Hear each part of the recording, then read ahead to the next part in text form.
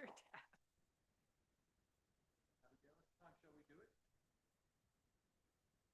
Good evening, everybody. Welcome to your city council. Thanks for coming. I'm going to call us to order for April 27th. First thing we're going to do is shut off our cell phone ringers.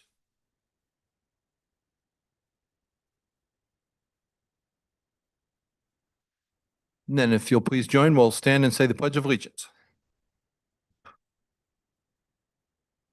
I pledge allegiance to the flag, United States of America, and to the republic for which it stands, one nation, under God, indivisible, with liberty and justice for all.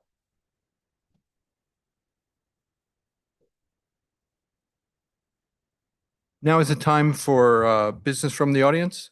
Oh, no, first, Abigail, we do have an agenda correction tonight, don't we? Yeah, I think I have two items to note. First, we have a zone change request for 1225 Wasco Street. That still will be a public hearing, but it will be a request for continuance.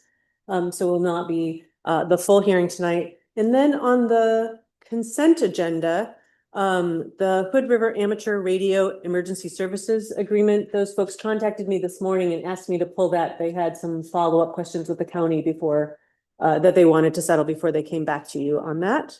And then I'll just also note, that action item number 2, the resolution for the temporary moratorium on data centers, the language of that resolution was updated today. So you got that in your email and it was updated online. So bunch of changes. Bunch of changes, thank you.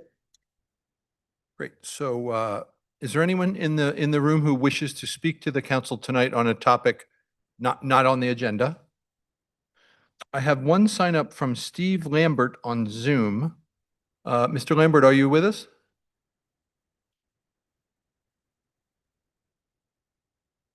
I'm with you. Can you hear me?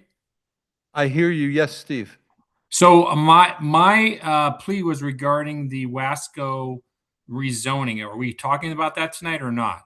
Thank you. What I've just learned is that it's going to be continued for a month. So the second meeting in May is when we're going to be discussing that. We are not going to be discussing it tonight.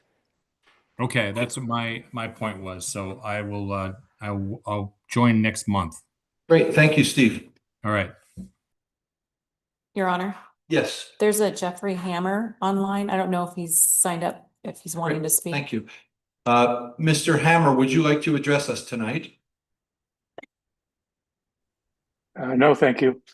Great. Thank you. So I see no business from the audience. Am I missing that? I think I got it. Thank you. We have a couple of presentations. One is from LEAD, Rebecca Schilling. There's a red ring. You want to touch the white dot? Now you're on. Share my screen.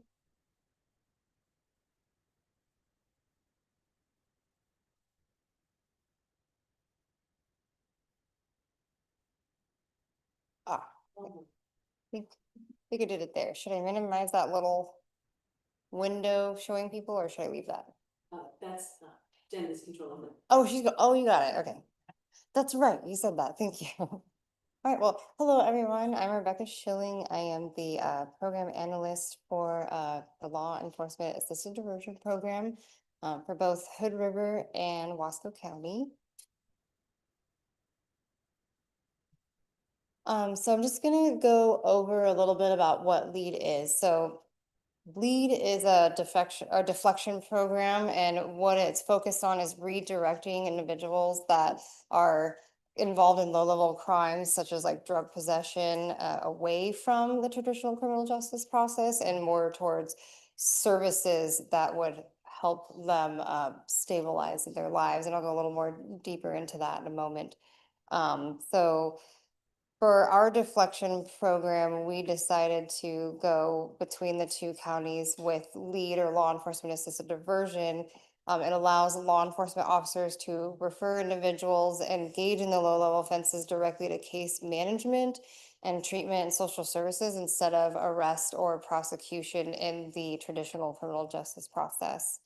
And the reason that matters is it reduces recidivism and addresses root causes to the issues that an individual may be experiencing, and also builds more trust between law enforcement and the community at large. So our program is ran solely on the Behavioral Health Deflection Grant through the state of Oregon. Just to be fully transparent, in our first year, we had over 125K of funds left over, and that is because we were able to run the program for the whole entire first biennium. So we ended up with a surplus of funds that was returned to the state, and then it was placed into an account pooled with other funds returned from other counties where it is currently earning interest to help continue funding deflection for the future.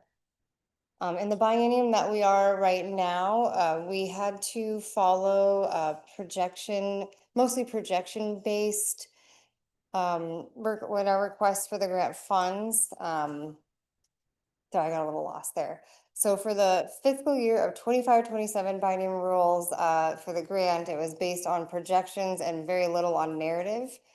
Only 27 of the 36 counties in Oregon elected to do a deflection program, which allowed the state to provide more funding to counties. However, Hood River and Wasco County was not awarded more funds. So we only received the 150K per county per year, which for the entire biennium equals 600K total, which sounds like a lot, but it really is not.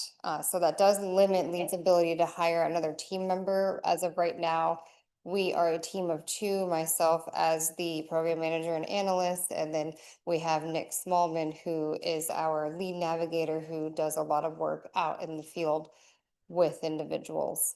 And just to explain what type of demographic that we're working with, these are going to be individuals that may be experiencing houselessness, substance use disorder, mental health issues, and those needs that they have are going unaddressed. And so LEAD functions as that sort of middleman that collaborates with community partners to get these individuals connected to the services that they need. The other funding that we have to help us in the meantime, we are getting the opioid settlement funding from Hood River County. And last that I checked, we had a little over 50K from that. We are expecting more. However, those dollars are finite and we have up to 5 years to use them. So it's definitely not a source of continued funding. So we are seeking other funding elsewhere. In the next biennium in 27-29, the grant cycle will be more competitive. So we are compiling data to make it more competitive and show how well that the LEAD model works to the state. So that way we could get more funding and hire hopefully at least 1 more, if not 2 more people to our team.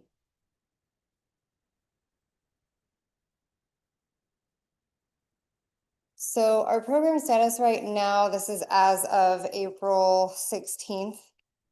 We have received 76 referrals since March of 2025. New participants enrolled in LEAD were 23. Out of the 23, 3 of those did end up failing to engage with the program and were therefore removed from the program. I should emphasize that the program is voluntary.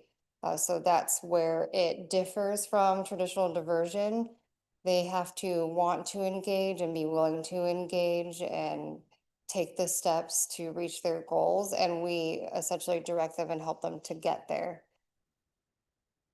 We, as of April 16th, have 6 participants, and out of the 23, we have diverted 8 of those to other services, meaning they didn't necessarily enroll in our program. And we were able to connect them to a community partner that was able to provide them the level of services that they need at this time in their situation. We also have had 6 individuals reach what's called alumni status. And this is where I really appreciate the LEAD model over other diversion models, is there's no such thing as a graduation date. You don't have due dates to finish different milestones.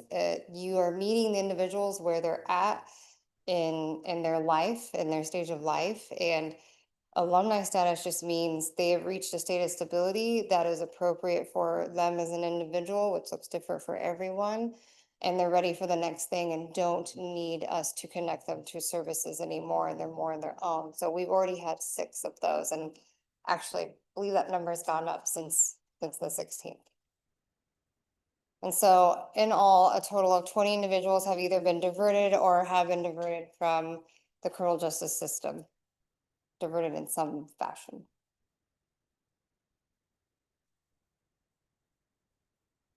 These are our projections for the current biennium that we are in. We, actually lost a little track. There we are. So the pathway type, I should explain that part first. So for the pathway type, these are the 5 pathways that the state has for deflection options. So that's self-referral, active outreach, naloxone plus, first responder and officer referral, and officer intervention.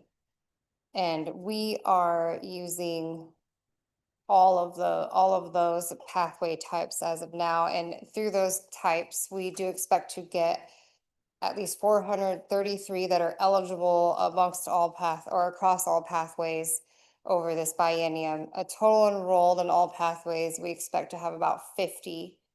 And for current capacity for enrolled participants are about 15 to 20 people. So that is what we're estimating over this biennium to occur.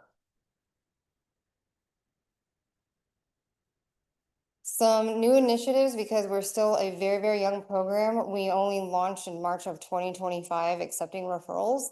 Since then, we have launched a local website. I did provide my business cards over there where Abigail is at. I'm not sure if she's passed them out, but on the back, oh, wonderful. There's a QR code on the back that takes you to our local lead website. So there you can learn a lot more about us. And that website does represent both Hood River and Wasco County. We also built a system that tracks hours spent during outreach and community interactions. So our lead navigator, Nick Smallman, he does performs a lot of proactive outreach out in the field at encampments or other areas with community partners. And we wanted to track how many hours is he spending doing that? How many hours is he spending with each individual? And how many individuals is he making contact with that he could possibly be diverting from the criminal justice system? So we've been tracking those metrics. Also, we were in the midst of developing metrics for money saved, money and time saved for things like personnel. So law enforcement, your court staff, probation, how much are we saving in booking and jail intakes, emergency and crisis system use, and we're also, this last line was supposed to be separate. We're also exploring more program funding opportunities for staffing, as I mentioned earlier. And before I get into this part right here, just to give you a little bit of background on the LEAD model, it was originally started in Seattle back in 2011. And they've been doing that for a very long time throughout Seattle and have expanded all across the city. And there is a lot of data showing how well it works with this demographic. And that is why both Hood River and Wasco counties sheriffs got together and agreed that they wanted to go with a model that had evidence showing that it works. This model also is very adaptable. You could still keep the fidelity of the model, the basis of the model, and adapt it to a rural area. So that's another reason why it was chosen. So same as on the back of your card, I have a QR code on the screen to our website. And I'd like you all to think about, what metrics are most valuable to the council? What would you like us to be posting on there for metrics? We don't have any as of right now because we don't have enough history of built up data, but we're starting to get there. So any metrics that you want to suggest now or email to me later, I'm happy to hear it out. I see you nodding. So KPIs, yep. Beyond that, that is all I have in the moment. Any questions? Council?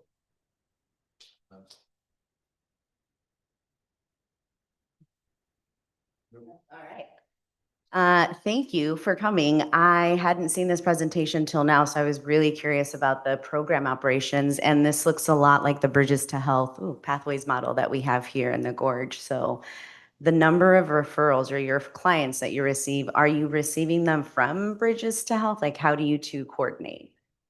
So we don't receive community partner referrals at this time. Right now, it's mainly from law enforcement and Internal. doing outreach proactively. Okay, so it's all internal referrals within the sheriff's office or the city So as well? we actually work with all the law enforcement agencies throughout Hood Wasco County. So that's both sheriff's office, both police Okay. departments, Oregon State Police.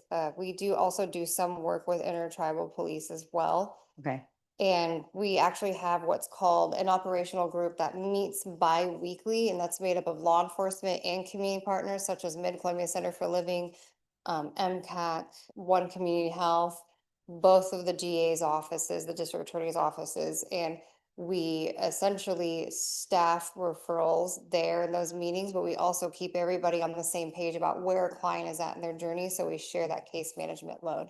okay.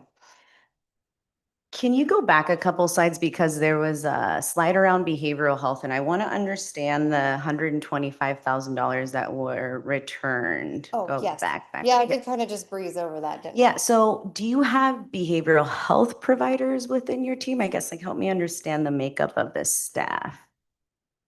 So right now is just myself as the program manager and analyst. And then we have our lead navigator, Nick Smallman, as I mentioned before. So think of it like a part peer mentor, but not full on peer mentor, a little bit of that, but mixed with some case management and just peer navigation. It's helping them navigate systems. So whether that's legal advocacy, you know, making sure if you're on bench probation, you're getting your 40 hours of a community service done. So you're not getting deeper system involvement, Agreed. or helping them navigate, you know, getting mental health services, substance use treatment, things like that. So it sounds like overall that you do work with MCAC staff, especially with the annex and the transitional housing that they have out there. Absolutely, they're a huge partner. And do you also work with the prevention department as well, like internally within Hood River? We haven't overlapped with them very much yet, but I have started meeting with that department to see Okay. how we can function more together. Is your primary audience, I mean, the individuals that you're supporting, are they a mix of youth and adults or just adults? All adults, All adults, okay. yes. And then you already answered the houselessness folks or question. Are any of your patients within the Medicaid population? Yeah, everybody is on Is within? Medicaid, yes. There's a lot of similarities here to the Bridges to Health Pathways program, which is now funded by the local CCO, like the Medicaid insurance company. And so there's a lot of similarities when you were asking about metrics to secure additional funding. I would highly recommend that you connect with the Bridges to Health, Bridges to Health staff. And I'd be happy to chat with you offline and give you that information because there's a lot of similarities there, especially when it comes to the pathways that are open and closed. Yeah, I'd really appreciate that. Thank you. Yeah, I mean, my last question is, first of all, I forgot to start off with this. Thank you for being here. How can the city help support you and your efforts moving forward? Well, that's a big question. I was not expecting that. I think one of the biggest ways to be quite frank is funding. We are definitely like everyone else and very short on funding.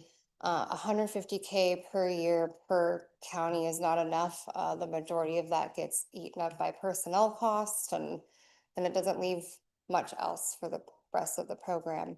And being able to hire more bodies is the biggest thing. Yeah. How does this support like what Lane McGill's project was a couple of years ago? This is exactly it. This is it? Yes, he's very deeply involved in this Yeah. program. Okay. Yeah, I think that as far as funding, where you can absolutely look into additional support is through, like I mentioned, that Bridges to Health Pathways program.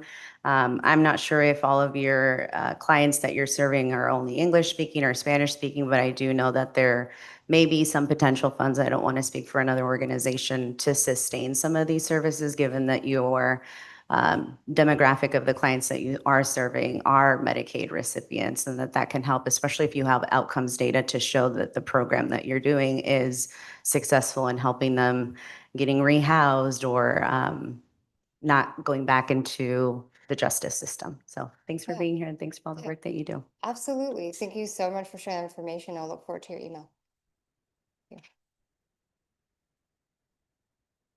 Doug?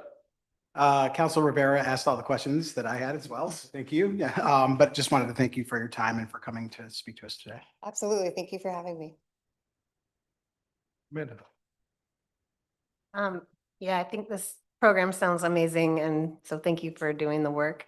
I am just a little bit curious if you could share some examples or like levels of like, what does low level offenses mean versus like, Oh, yeah. where's the cutoff of the offenses that people you help with, and then these ones you can't or something? So low level is referring to what we like to call livability crimes. So it's things like trespassing, disorderly conduct, low level theft.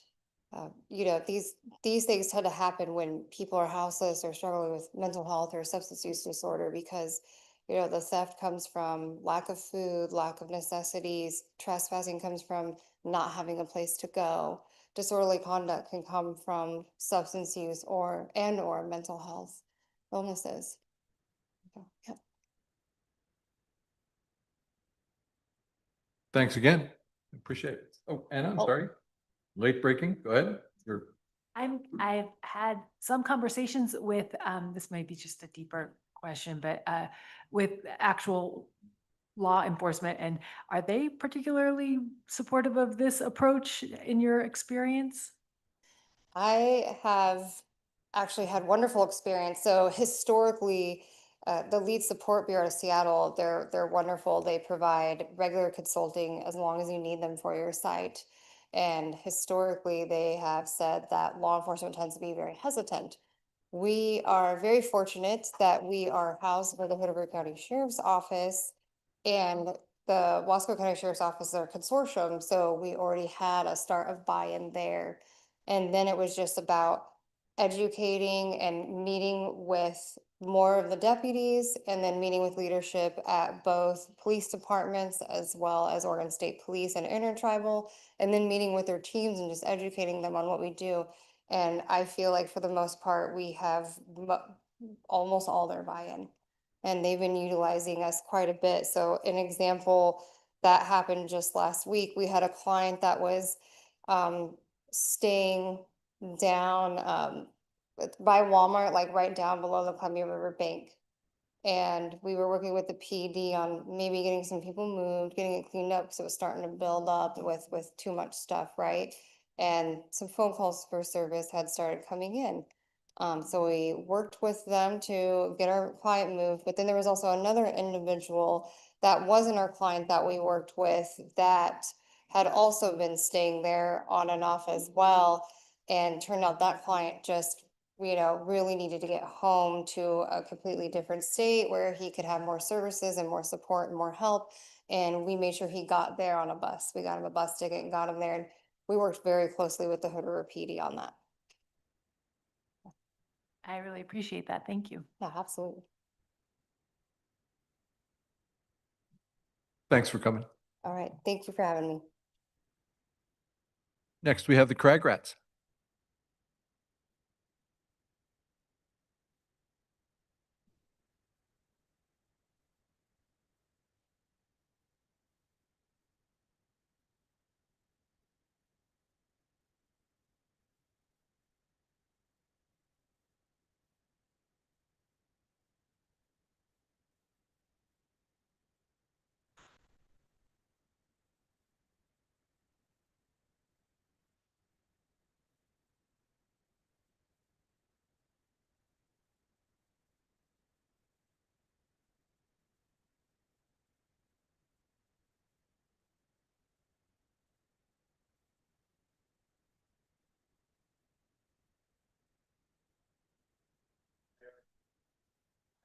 Turn on the red ring there. Yep, there we go. Starting at the top. Mr. Mayor, council, staff, constituents, Thank you for having us in tonight. I'm Dan Marr. This is my colleague Nate Gebhard. Thank you. Over there, we've got John Rust. And we are all volunteers with the Hood River Crag Rats. So the Crag Rats are here tonight to invite you to a party next month. We are celebrating our centennial year this year. And so on Saturday, May 30th at the Ruins, we'll be gathering from 4 o'clock until 9 o'clock to celebrate the last century of search and rescue efforts that the Crag Rats have done in the area here, and celebrate the next 100 years of what's to come. So I'll say a couple of things about how the Crag Rats were founded, and then hand things over to Nate. So back in 1923, a lonely hiker got lost on Mount Hood, and a group of orchardists in the Upper Valley gathered together to go search for this individual, and it was a successful time out. They found this man, brought him back safely. Everybody lived happily ever after. 3 years later, the same thing happened. A boy named Calvin White wandered off onto the mountain, was gone for a couple of days. Same group of orchardists pulled themselves together, went out, found young Mr. White, brought him back. He survived. The group garnered a bit of media attention for their efforts, and so decided that they should consider making this official. And so they chartered the Hood River Crag Rats on August 3rd, 1926. As far as we can tell, we're the oldest search and rescue organization in the US, potentially even North America, and we believe one of the oldest worldwide. And so we provide search and rescue services on Mount Hood, throughout the Hood River Valley, and in the Columbia River Gorge, in partnership with the Hood River County Sheriff's Office. Somebody goes out on the mountain, get lost, gets injured, they can't get themselves back to help. We get called to go provide urgent medical care and then transport back to an ambulance or their personal vehicle, depending on what the situation calls for. Am I controlling slides here? Here we go. We have around 80 members right now. Membership in the Crag Rats is a lifetime thing. Once you're in, you're in. Around 40 of us provide search and rescue on the regular. We have around 45 missions per year. Overall, that's about 2,500 total hours spent in the field on rescues. And for training, we do about 2 times that. As you can imagine, interest in the outdoors has grown over the years, as have our rescue efforts. In the early 2000s, we averaged around 15 missions per year. Current day, we're at about 45. More people are interested in the outdoors. There's more access. There's more information. A fun thing that has happened a lot in the last few years is folks will see a cool waterfall or a hike or a vista on TikTok or Instagram. They'll throw on their Tevas and they'll hit the road with a bottle of water, and sometimes they run into trouble. And that's when we get called to go and help them out. We don't mind. We don't ask how you got into your pickle. We're just interested in going out there and getting you out. Shall I take over here, Dan? Please. Thanks, Dan. So to celebrate our centennial this year, we've got several events planned, and we wanted to invite you officially to our event on May 30th. The weekend before, the Crag Rats will actually be planning a centennial climb up the Cooper Spur route on Mount Hood, which is just for Crag Rats, and we're considering that sort of a training climb, but it's going to be pretty exciting to climb the Cooper Spur route with our membership. And then the following weekend, we'll be celebrating at the Ruins, as Dan alluded to, 4 to 9 p.m. It's a free event for the general public, so we hope to engage with all of the community. We're really looking at this as an opportunity for us to thank the community and engage the community in a way that we don't really get to very often. Times it seems like the Crag Rats are just these people out there who are climbing the crags, and they come out of the woods once in a while to rescue people, but they're kind of elusive. But we really want to engage with the community. So the first couple of hours of this event on May 30th are going to be really cool. We're going to have several stations set up with our search and rescue vehicles, a few other stations with historical artifacts, lots of great photos. There's going to be a short film running on repeat inside indoors at the ruins. We had a short film commissioned and made this year to commemorate our history of 100 years. So that'll be a great educational film for anyone who's interested. We're going to have lots of beer. We're going to have live music, and there's going to be raffles and prizes. You know, part of this is a celebration. Part of it is a fundraising endeavor, which we'll get to in just a moment. But we're also trying to fundraise for a training tower or training wall, which will help us with our high angle rescue training. And that's something that we're trying to get built in the next year to prepare for the next 100 years. So more on the ruins event in just a moment. We also have a bluegrass festival, August 15th up at the Tilly Jane Amphitheater. And we've booked several bands, bluegrass and adjacent genres. It's going to be a one-day event. And it's going to be an interesting event in that the road to Cloud Cap is actually going to be closed to traffic. We're going to be running a shuttle, multiple shuttles up there for the bands and equipment and stuff. But attendees are going to be encouraged to hike up the Tilly Jane Trail and spend the night, camp out the night before, the night after, or just make a day of it, hike in, hike out on the same day. It's going to be a really special event with lots of great music and lots of beer as well. By the way, the Crag Rats are also working with Ferment. I forgot to mention this, and we're going to unveil our Crag Rat Centennial Glacier Lager produced by Ferment at our May 30th event. So we're pretty excited about that. It's going to be in draft and cans as well. So it's just going to be a really fun event. We hope all of you guys can come join us on the 30th. We do have flyers that we don't have with us, but we're going to be passing them around, putting them up all over town. We can drop some off here at a later date. There's also hopefully going to be a plaque that we install somewhere near Mike's Ice Cream, commemorating the original spot where the Crag Rats were chartered. It was the old Tumalum Lumber, which is approximately where Mike's Ice Cream is now. Let's see. Anything else about these events, Dan, that I'm forgetting? I think you got it. Should we advance one more slide? Yes, here's the advanced training wall. This is something that we are trying to fundraise for. As you can see, it's a fairly expensive endeavor. And so the May 30th event and other events in the future, hopefully will help us start fundraising for that, to help us train for our high angle technical rescues. And here's the flyer that Dan put together. You'll start seeing these around town. My kids put these up at Mike's Ice Cream, so maybe you've seen it already. I paid them in ice cream. But hopefully you'll start seeing these around town, and please spread the word. We'd love to celebrate with you and engage with you and just give back to the community. So thank you again. Thanks for 100 years of work. What an amazing thing to imagine back in 26 or 23 when that first rescue went up. And a buddy of mine grew up here, and he learned to ski before there was a Mount Hood Meadows. So just imagining what that was like, and then decades before that, what that, I mean, you're heading up the dirt road to bail somebody out. Good work, you guys. Thank you. I forgot to mention one other thing as well. We're going to have a formal presentation for about 30 minutes at the Ruins event, May 30th.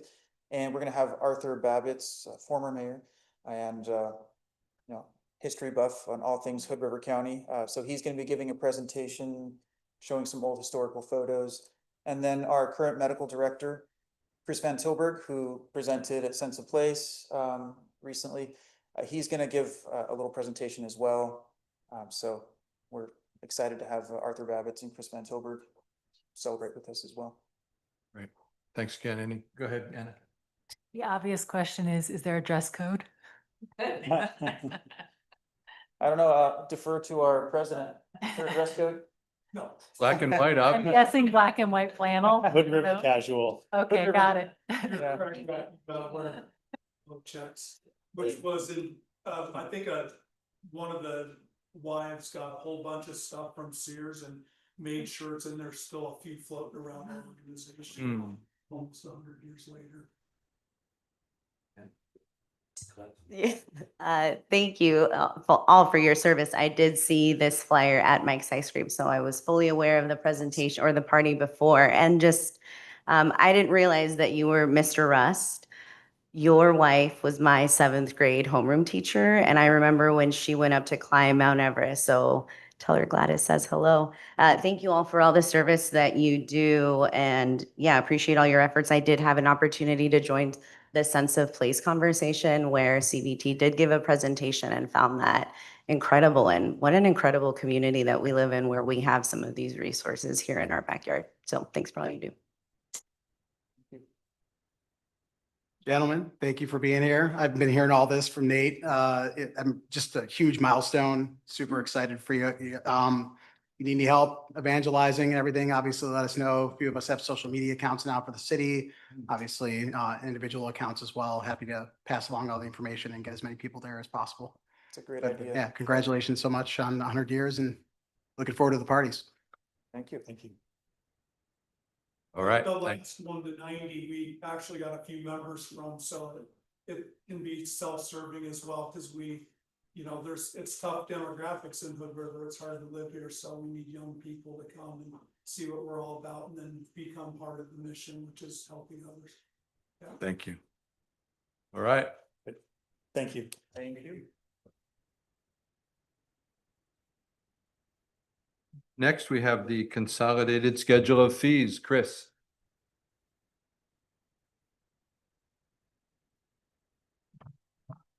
Very good, thank you. I'm sorry, Chris. Sorry. Yeah. Procedurally, should I open and close the first item? Yeah. How Yes. should we do this? Yeah, Justin. if you call on your planning director, he can lead us through that. Sorry, Sorry, Chris. Chris. Good work, Chris.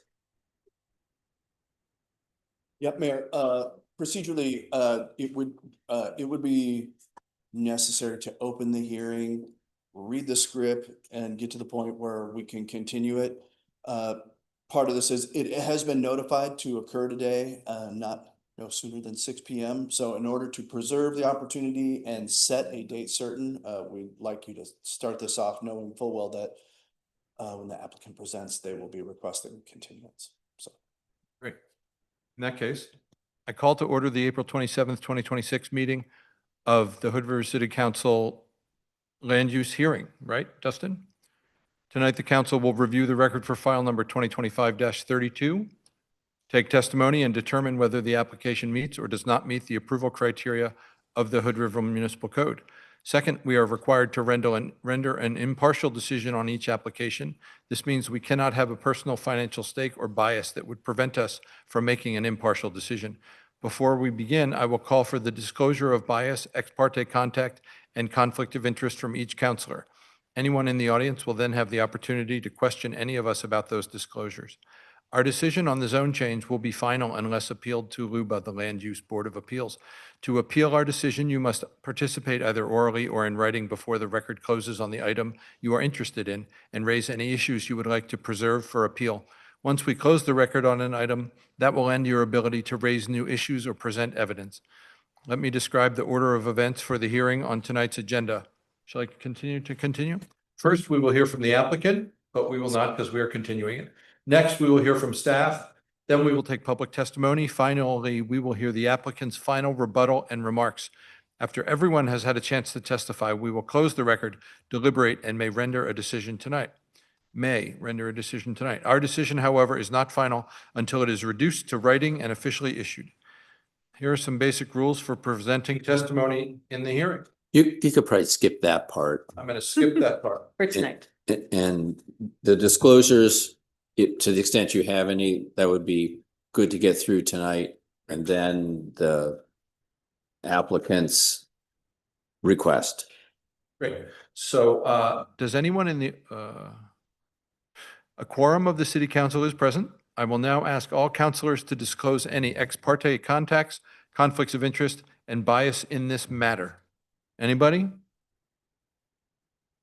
I went to an unrelated event at Crush Cider the other day and saw a map there. I did not honestly have my reading glasses on, so I'm not sure that I gleaned any meaningful ex parte information. I certainly heard some opinions, but I don't think I was prejudiced or conflicted in any way in that encounter. Does anyone in the audience or council member question any counselor on any disclosure or otherwise challenge the participation of any member? In that case, ordinarily, we would hear from the applicant, but in fact, We will hear from the applicant so they can make their request to you to continue this matter. applicant, Good afternoon, council. hello. I am Hayden Wooten, Senior Land Use Planner with the Mario Design. I am representing the applicant tonight, Capsule Development. As already mentioned, I would like to request a continuance to the May 26th City Council meeting. Thank you, Hayden. Thank you.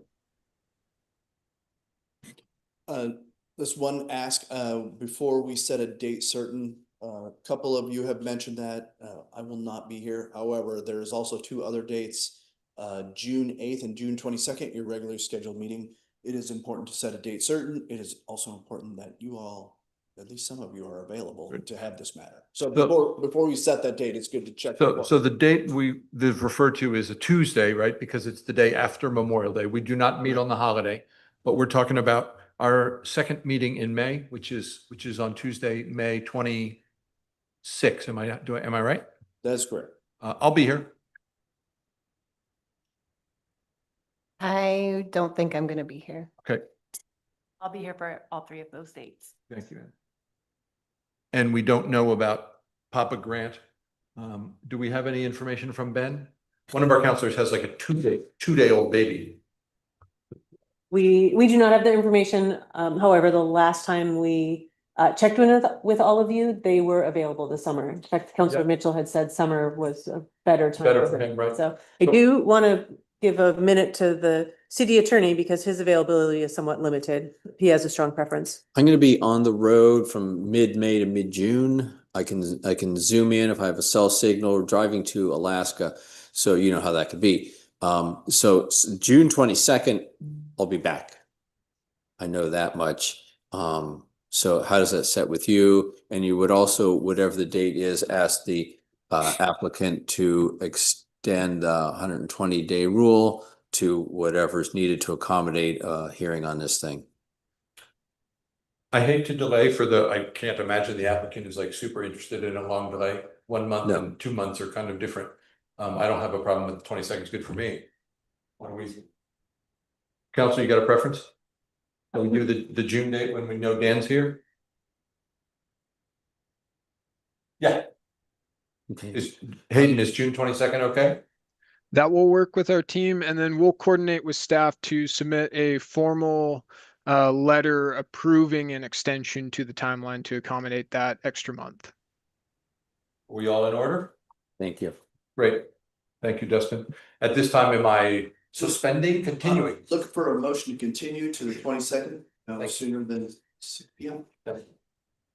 I move that we continue this hearing until June 22nd at 6 p.m. No sooner. Moved by Ann.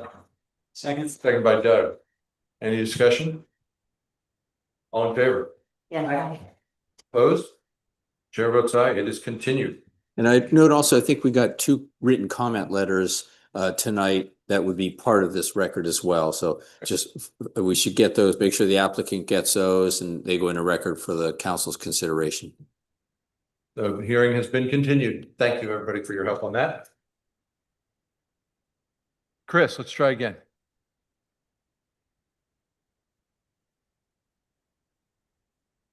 So this is also a public hearing. I believe there's a script for this as well. Shall I go ahead? I call to order a public hearing relating to Resolution 2606. Resolution adopting the consolidated fee schedule for the city of Hood River for the 2027 fiscal year. Let me begin with a description of tonight's hearing. First, staff will provide an overview of the consolidated fee schedule.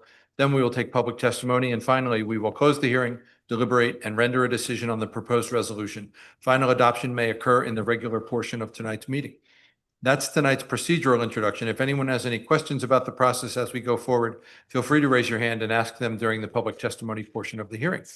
A quorum of the council is present. Do any councilors have any conflicts of interest to disclose in this matter?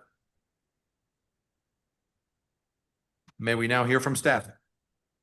So at our last council meeting, we reviewed the consolidated fee schedule. In review, many of the adjustments are inflationary adjustments. That's a process the city goes through every year to make sure that fees are keeping track with inflation. There were some fees that were increased for other reasons. Those were reviewed with council at the previous meeting. Resolution 2026-06 is presented to council for formal adoption, which adopts this fee schedule. There are some additional changes that were based on feedback from council at the last meeting. In the planning section, the parking in lieu fee, there is no change from the prior fiscal year.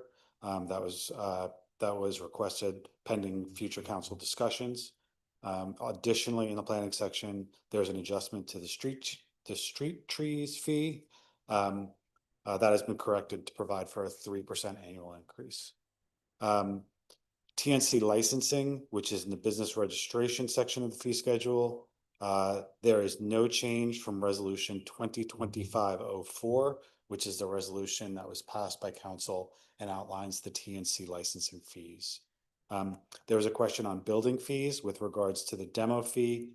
The demo fee was raised to $110. This is an intentional increase, and it's calculated as $50 for inspection, $30 for intake, and $30 for permit issuances. And lastly, on the Stratton Rose Garden, there was a inquiry with regards to the 3-hour rental and whether or not that should be addressed or changed. At this time, staff is not recommending any change from the 3-hour time rental. The recommendation is to maintain the 3-hour rental consistent with past and current practices. The park's intended as a small venue to gather for a short period of time, and the fee increase was to address more frequent use and maintenance required thereof. Under current operation guidelines, the city does not experience complaints from neighbors, staff, or park users that would indicate any immediate need for change at this time. So it's recommending the same 3-hour time limit. The complete fee schedule is attached as an exhibit to the resolution, and the staff is recommending adoption. Thank you, Chris. Do any councilors have questions of staff before we take any testimony? Thanks for the follow-up on each of those items that we called out last time. Great. Jen, has anyone signed up to speak online? I do not have an indication that anyone in the room wishes to speak. If I missed that, does anyone wish to speak to us about our fee schedule? In that case, I will now close the public hearing and open council deliberation. Doug. So Chris, thank you. Remind me, so procedurally, if there is something that's in this fee schedule after coming out of the budget cycle that we say, well, maybe that should be higher or lower or whatever, how are those types of singular changes addressed? Several options. There can be a discussion and there can be a request for a change. We can make an amendment to the fee schedule. I would assume that the motion would be to adopt, right, the resolution with the amended changes as discussed by council. So if it's something that you want an immediate change for, you can discuss that here. And then obviously it can, any fee at any time can be adjusted subject to an updated resolution. Okay. And I'm just thinking about specifically the TNCs. We decided to keep the same versus making changes because we want to talk about what changes might be better. There's a couple parking things we talked about. So those we can speak at a later date, go through our normal agenda setting process to disclose those. Okay. Yeah. So the TNC actually, that's an example of how that process was done. That was something that was added to the fee schedule. After the adoption of the fee schedule, it was passed as a separate resolution. So something along those lines could be as a separate resolution. Okay. Thank you. Eventually, I'm looking for a motion, but I don't want to rush us along. Gladys? Okay. What happens if after the budget cycle, Chris, we decide we're not going to make any changes to the fee schedule for this specific section at this time, but definitely something to put on the parking lot for our next year for 27? Oh, I mean, again, that would be, discussion with staff, right? We can make sure that that gets addressed in the future fee schedule. Absolutely. All right, well, I move that the city council adopt resolution 2026-06. Moved by Rivera, Second. second by Stupina. Further discussion? All in favor? Yes. Aye. Opposed? Chair votes aye, motion passes. Thank you all. Great. Just one quick other note. This was not part of the fee schedule, but there was a request with regards to an update on tribal parking usage. And so in 2025, this would be the first year after tribal parking was passed. 15 passes were issued to 8 tribal members. In 2026, 26 passes were issued to 16 members. And in general, the project has been received positive feedback from all pass holders. So. Remind me how we're marketing that. Is it that we're connecting directly with like Quick Fix, for example, or Dawn at the next door? How are we marketing? Yes, I think both of those are correct. Also, when it was launched, it also appeared on our website. I believe there is still a link to them. So. And Dawn was frankly quite involved in formulating this. We had some good conversations. She's such a value, for me, a valuable connector to a whole different part of our community. And oh, sorry. Can you just repeat that stat again? What did you say in 2026? It was 26 26 passes, passes. 16 people? To 16 members, correct. Multiple vehicles. Oh, that, okay, okay. Wanted to make sure I heard that right. I would also add to those statistics that if someone has a tribal issued license plate, they don't need a pass from us. We already know to watch for those vehicles. So the actual number of users may be higher. Moving on then. Great. Thank you very much. We have the revised consent agenda. There's no amateur radio. There's minutes and the third quarter fiscal financial report that we have discussed previously. I move that we pass the consent agenda. Moved by Stupina, Second. second by Gaiki. Discussion? All in favor? Aye. Yes. Opposed? Chair votes aye, motion passes. Thank you. 2 action items, the Merle.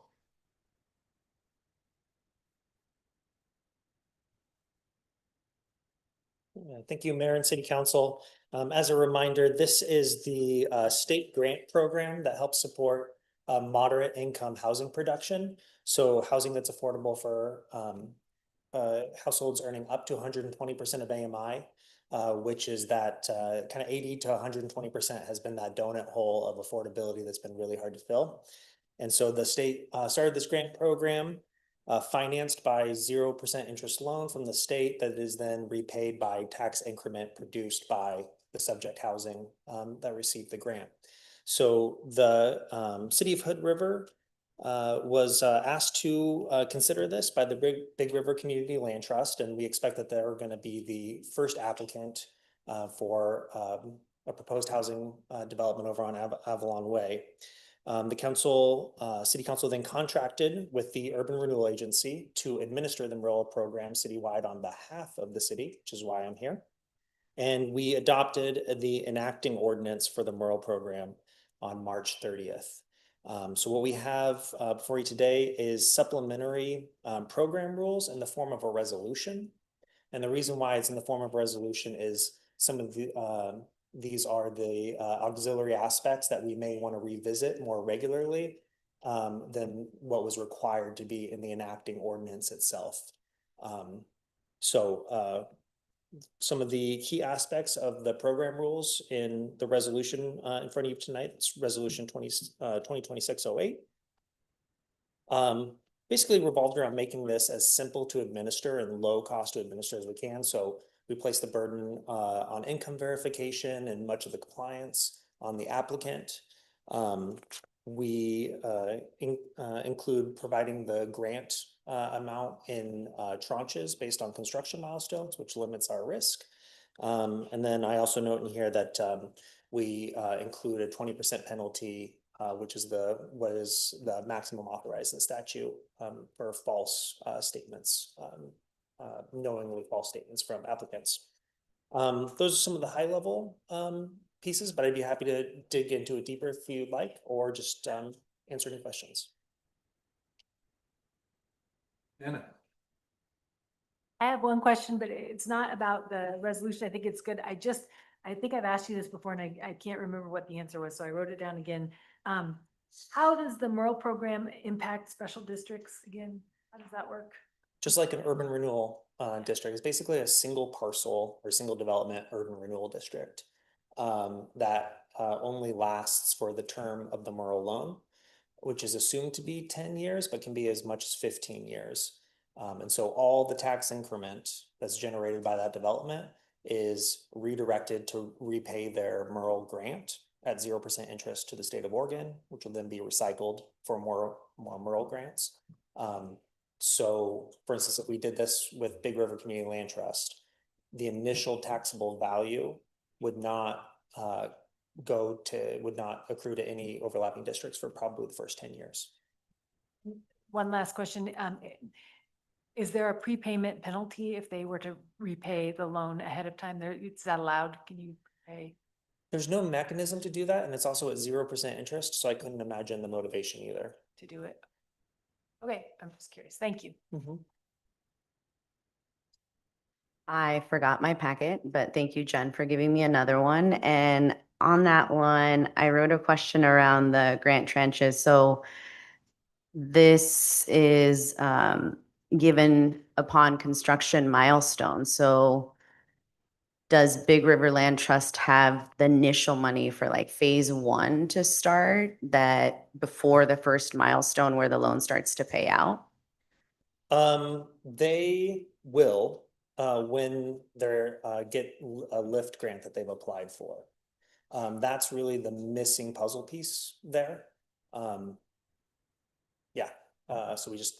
we kind of that's really big compared to this little piece. So then given that they're gonna have LIFT funding, is that something or additional language that we should add here? Like for phase 1 before a milestone is reached, would the city like front money to that builder developer until milestone 1 and then get reimbursed, for example? No, well, so we've set this, even though Big River Community Land Trust is the catalyst, we've set this up to be a uniform program that any qualifying entity could apply for.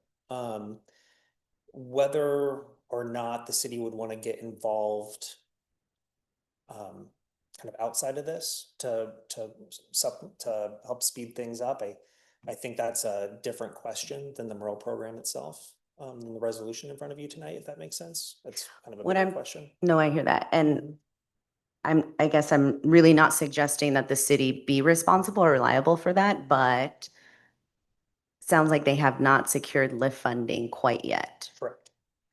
This is our first charter or pilot, which I understand as well, but as we continue to move forward, how are we mitigating risks that they have enough money for the first milestone before this kicks in?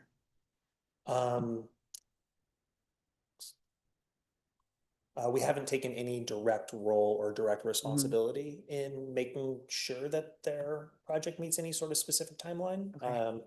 We were asked to do this Merle program, and so we're doing our part. But it's, I guess, a little different than Mariposa Village, where it was a city-sponsored project. But if the city wanted to get more involved, I think that's a much larger question, probably, and has with budget, within the context of budget constraints as well. This is incredible work. Well, thank you so much for getting us on board and for Big River Land Trust for being the pilot. I know that you were present at the Tucker Road, right? So it's so exciting to see that they've made this work. Hopefully fewer bumps in the road for this project as we continue to hopefully have more in the future. That was just one question I was thinking of, is this is based off of milestones. What if for whatever reason this individual organization doesn't receive additional funds up front? Like, how would they move forward? And not necessarily saying that the city should be liable financially for that, but as we think about next steps moving forward. Yeah, I would maybe just add that our toolbox will be much bigger on, so say this had happened in the West Side District, where we have West Side Urban Renewal Funds. That's a whole different toolkit to bring to bear.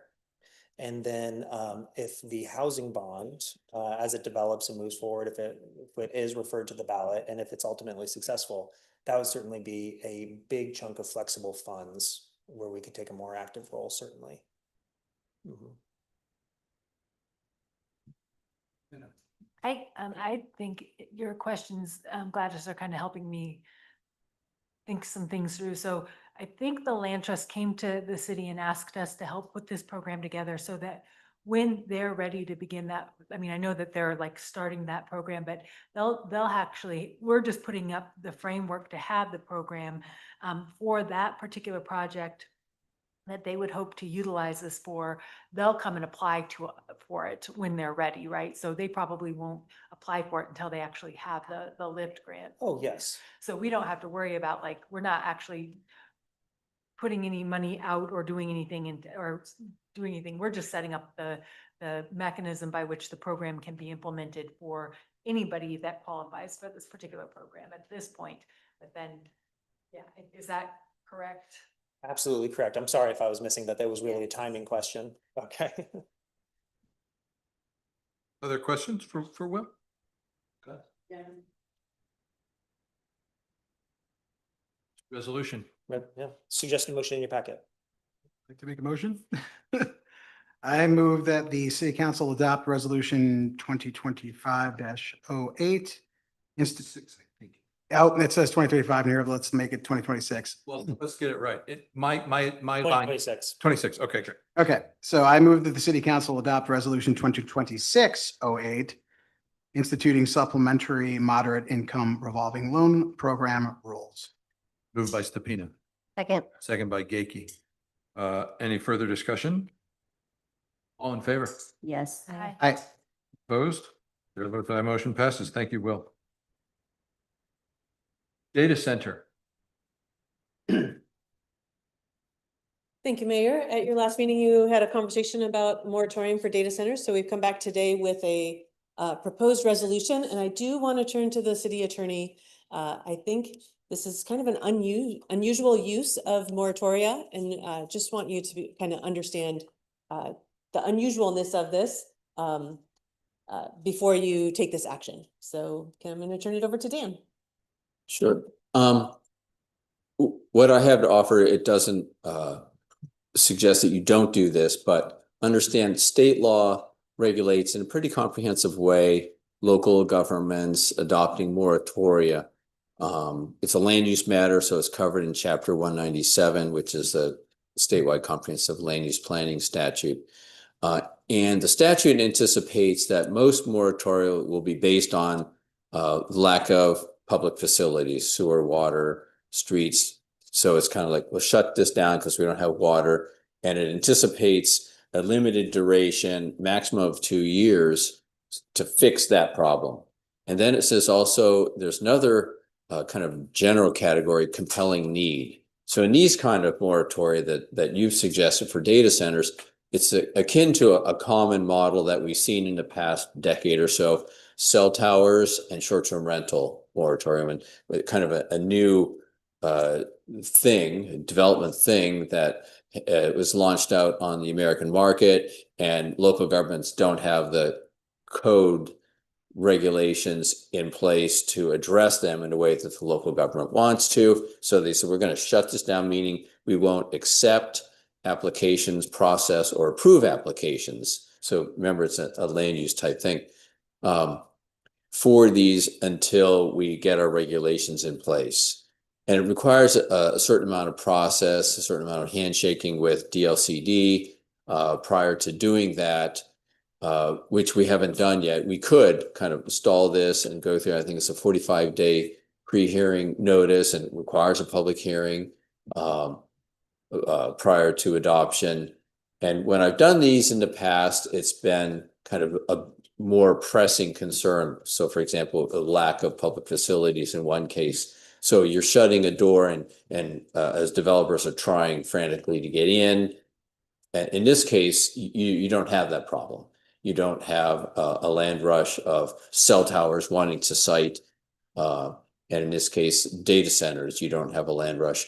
So You also have in the near term, maybe by the end of this year, the adoption of your comprehensive revision to the development code, which would be the vehicle for addressing standards for these things. So as Dan and I reviewed, I definitely heard from you that you didn't want to make this a big project. You weren't looking to add workload. You really just wanted to be clear kind of on your stance of data center. So Dan and I are comfortable with the resolution that's before you and not going through the full process. If someone were to challenge the moratoria, then we probably need to go back and follow the DLC process or or take some other action. So I just wanted you to be aware of that. We both think that this resolution is appropriate in response to your request. Thank you.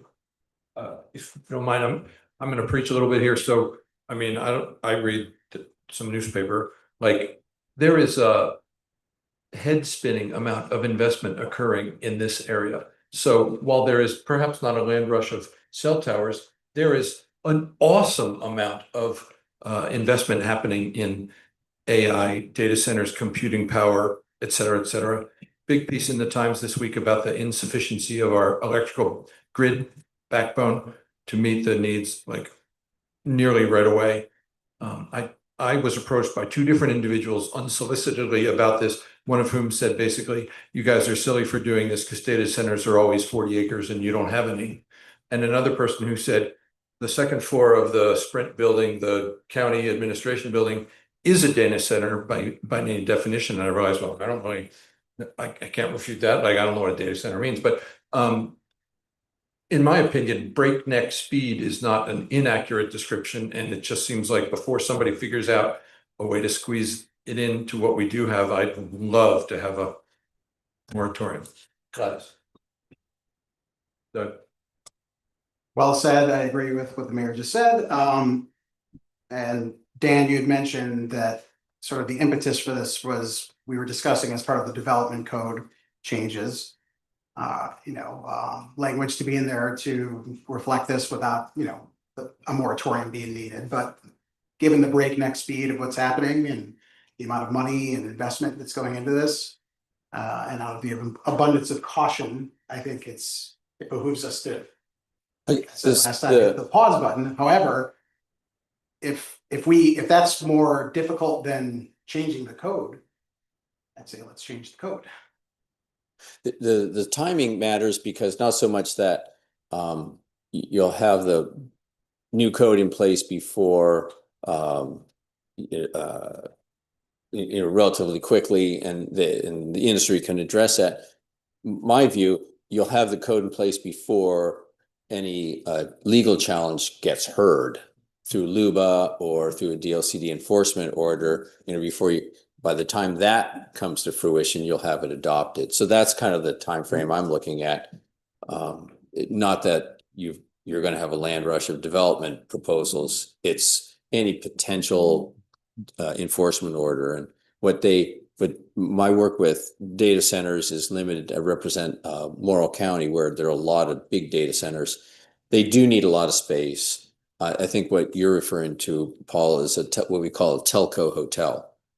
Kind of a switching center, but data centers need, like the Dows, one is 30 acres, another 40 acres, and another 90 acres. You have three of them.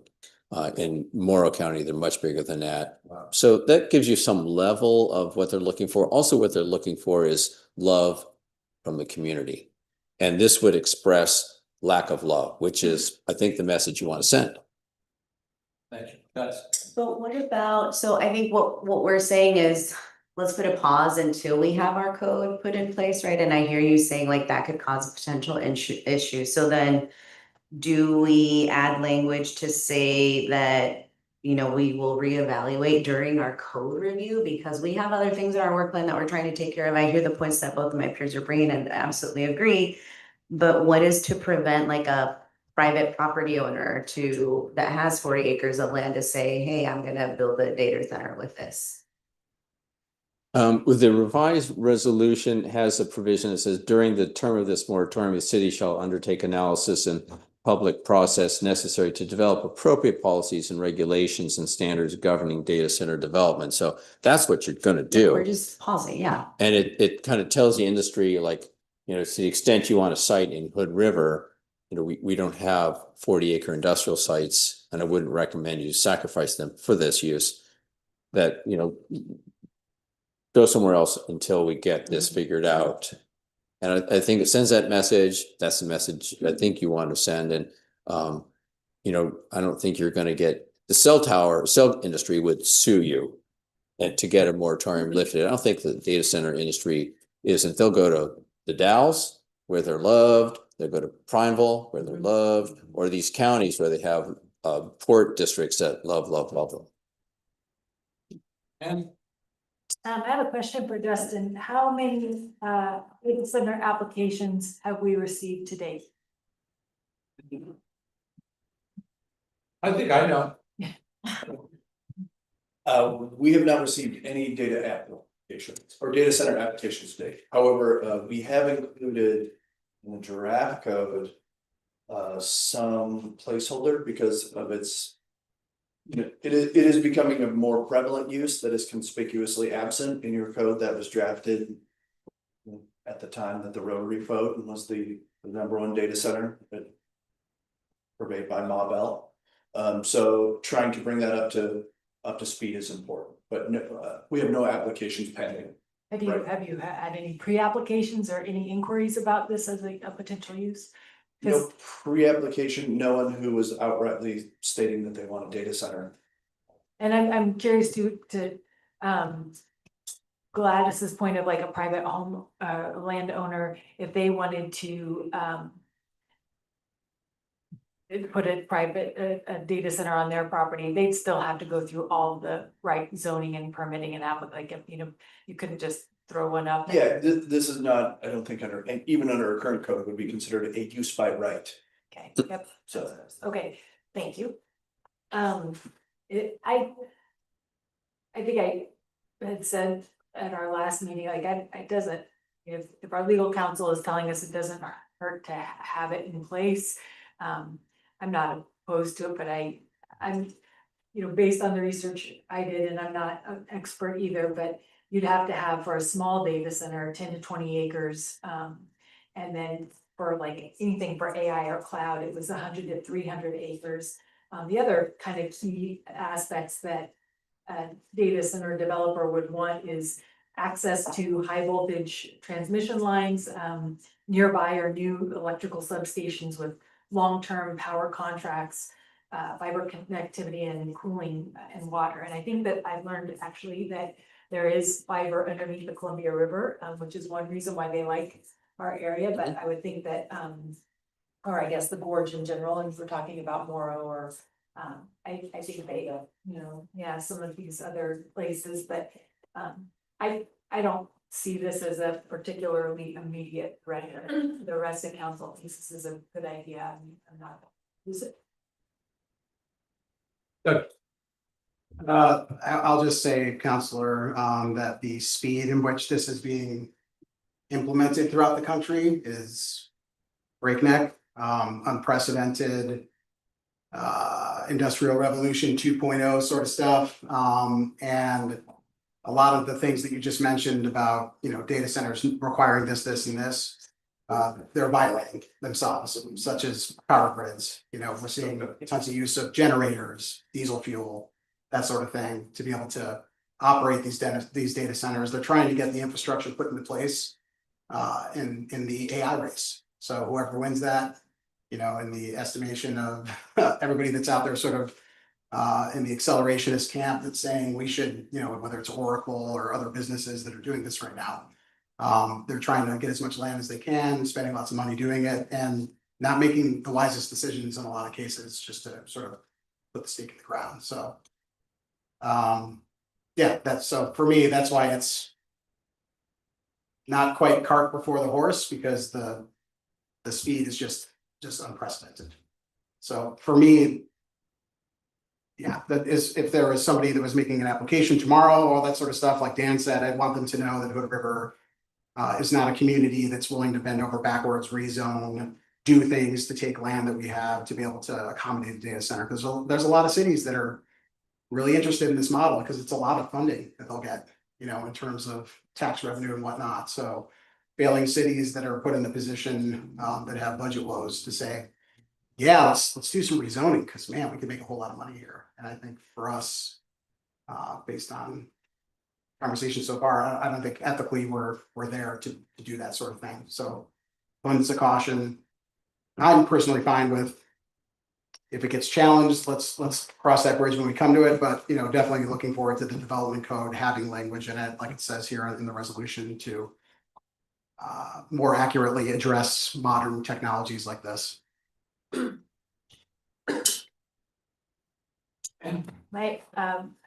understand that, and I appreciate that perspective, and you probably have done a lot more reading on this than I have, but I also think, you know, beyond just data centers, what is the message that we're sending as a city council of, you know, to businesses that want to be established here? Because, you know, we've all heard about our budget deficit for next year, and, you know, I think that maybe it's worth at least stating for the record that we're not opposed to any businesses coming to Hood River. And I just think that we might not enjoy a reputation of being a place that's not particularly easy to build or develop or plant your stake and start a business here. And I just, if it's not an immediate threat, I guess my mind is going to, if this is not an immediate threat, are we inadvertently telling industry that we don't want them here at all? And that's not the case. I think we probably would want responsible, you know, good industry to come here, because as much effort as we're trying to make in putting in affordable housing, if we don't have jobs here and we don't have industry here, and we don't have, like, if people aren't here investing in business, then you know, yes, we'll still have demand for housing because people want to live here, but we're trying to promote a vibrant community with businesses and schools and housing and all of those things. So that's where I was thinking about. Gladys and then Deb. Thank you both. I understand both perspectives, but I think this is really just let's put a temporary pause on data centers. I do agree and understand and agree with you that we don't want to be a community that doesn't welcome business. But I think with this one specifically, we've seen examples of the secondary impacts to the environment overall. And until we get our code up to date, that it's just, let's put a pause on this until staff has more time to dedicate to additional work to figure that out. And there has been evidence of, you know, smaller data centers and larger ones. So I hear both perspectives, but I think this to me is really clear that we are saying, let's put a pause on data centers and not all businesses overall. Yeah, that's the same point I wanted to make. It's about data centers. I'll also make the point that personally, I don't think any business should be able to do business here, and we should be not what's the right word I'm looking for? Not piecemeal look at every single business and say yes or no. But we have, you know, for example, Big Bob's town here, you know, that was put into place. So there are some businesses that we're saying no to. But specifically, this is data centers. It is a resolution. There is a suggested motion in the packet. And a revised resolution for your consideration. Right, that was sent to them. Do I need to note the revised resolution? Does it have a different number than what's in the packet? Same number. The motion is still the same. Okay. I move that we adopt resolution 2026-07, establishing a temporary moratorium on data center development within the city of Hood River through December 31st, 2026. Moved by Stephen. Second. Second by Rivera. Thanks for your good conversation and discussion, you guys. I appreciate you. All in favor? Aye. Opposed? Chair votes aye, motion passes. Thank you. Okay, debrief. Thank you, Mayor. Thanks to those of you who were able to attend last Thursday's town hall. I think folks appreciated the opportunity to speak to you directly. I think maybe to open just your thoughts and comments, you all, those of you who were there had an opportunity to give comments back to the group. And then I had kind of identified 3 categories of what I think I heard of potential areas where the city can support the community. And then, of course, I want to hear from you. And then if you have any action for me to come back at a future meeting. So I guess if it's okay with Mayor, to just say maybe start with debriefing and then turn it back to me for kind of action items. Sounds great. Anybody want to kick off? Doug. Yeah, and forgive me if I step over, or if you feel like some of these things that I talk about, that is one of the 3 buckets, please let me know. Please, I'll take notes as you speak. Yeah, so couple things. Number one, I think that one of the overarching themes that I recognize that Tita also called out was just like a better framework for working with the city, and how, you know, in this example, the Hood River Latino Network and some other organizations that we work with just respected that the city was working with them, reaching out to them. I think as we want to speak more about our, you know, framework for community engagement, this falls under that bucket.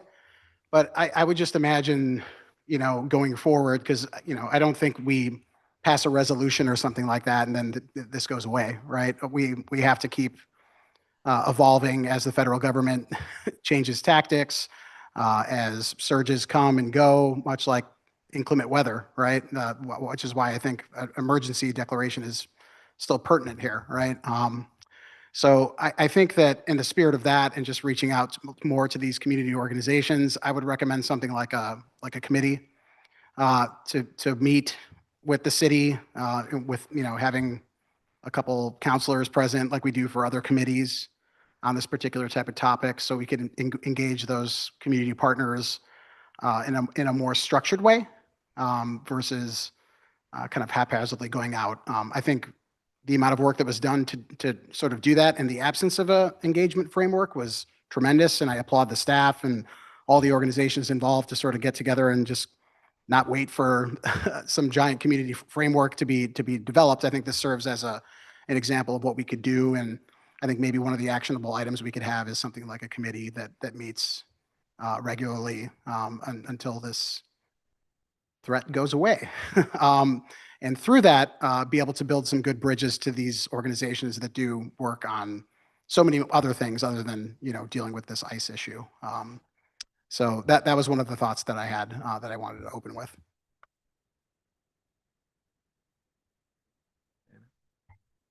I want to acknowledge the work that Jackie did to make that come together with our partners, and I really appreciate all that you did, Jackie.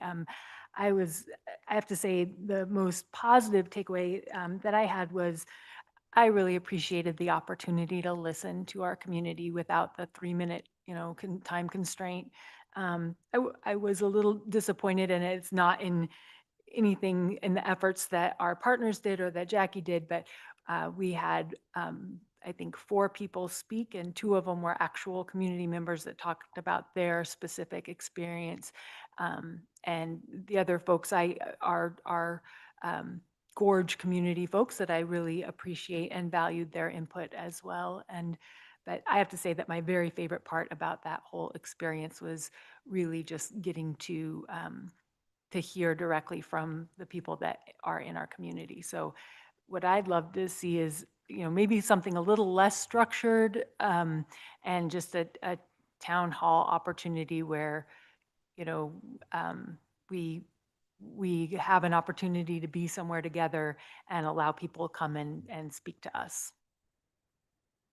To that point, Anna, I was with Commissioner Phil Brady from Wasco County this morning at another meeting, and he's so impressed with what we did, and he thanked me, and so I passed that along to us, and he's excited to work with the next door to set up, you know, some sort of a similar communication opportunity for his commission. So our ripples are spreading outwards.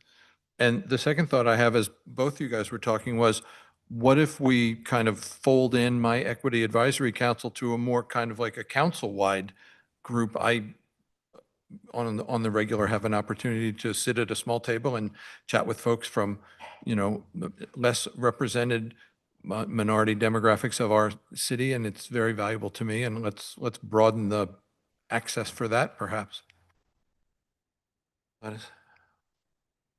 Yeah, I want to thank Jackie and staff for all the efforts to get a town hall going and for the listening sessions overall. Like I mentioned at that meeting, really grateful for this council for doing something, for saying something. Agree with both of my peers that would love to better leverage some of the committees that we already have and all the other community groups that are already meeting to continue having these discussions. There are a lot of resources out there that are available to those individuals and services that the city for sure doesn't have the capacity to house, like mental health support, for example. The other piece is, you know, just really excited to start talking about how do we co-create policy together. And that I think last Thursday was the first step in being able to do that. We all are, you know, connected to constituents and have a general understanding and assumption, but it's really important that we are bringing our public into these conversations whenever possible so that we're writing policy together. And the other item that I was going to bring up is just the importance of really leveraging our partnerships that we have.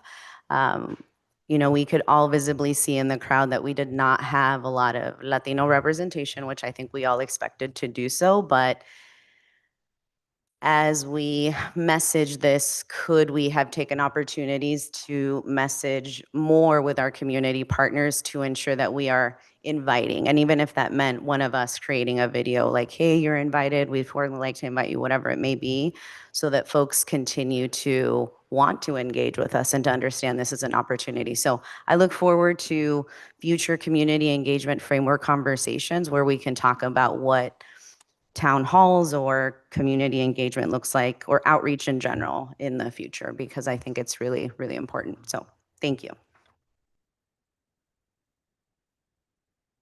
Great. Back to you. Thank you all. I think the things that you said reflect my own experience there, and I very much appreciate you being there. And again, for Jackie and the folks at the Next Door who really put that together, and the superintendent Newton, and the person from Center for Living, and Leslie from MCAC, who all represented their agency's experience, the clients they serve, and their employees. I thought that was a great perspective. So as I and Jackie debriefed this, kind of identified 3 kind of buckets or categories, many of which you've already touched on.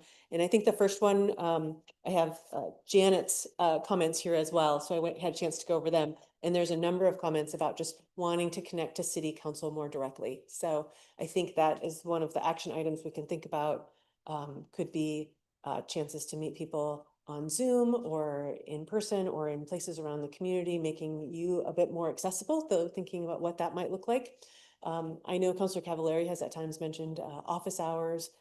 Mayor Blackburn has held Pie with the Mayor. So think about that, and maybe Jackie and I can create some of those opportunities or publicize some of those opportunities. The other piece of that would also be going to places where people are already gathering, right? Not expecting them to come to us, but for us to be where other people are. So that was the first piece, council's direct connection to our Latino community, to our immigrant community, to those that are never, you know, might never come to council. Someday I hope they run for council, but aren't here now.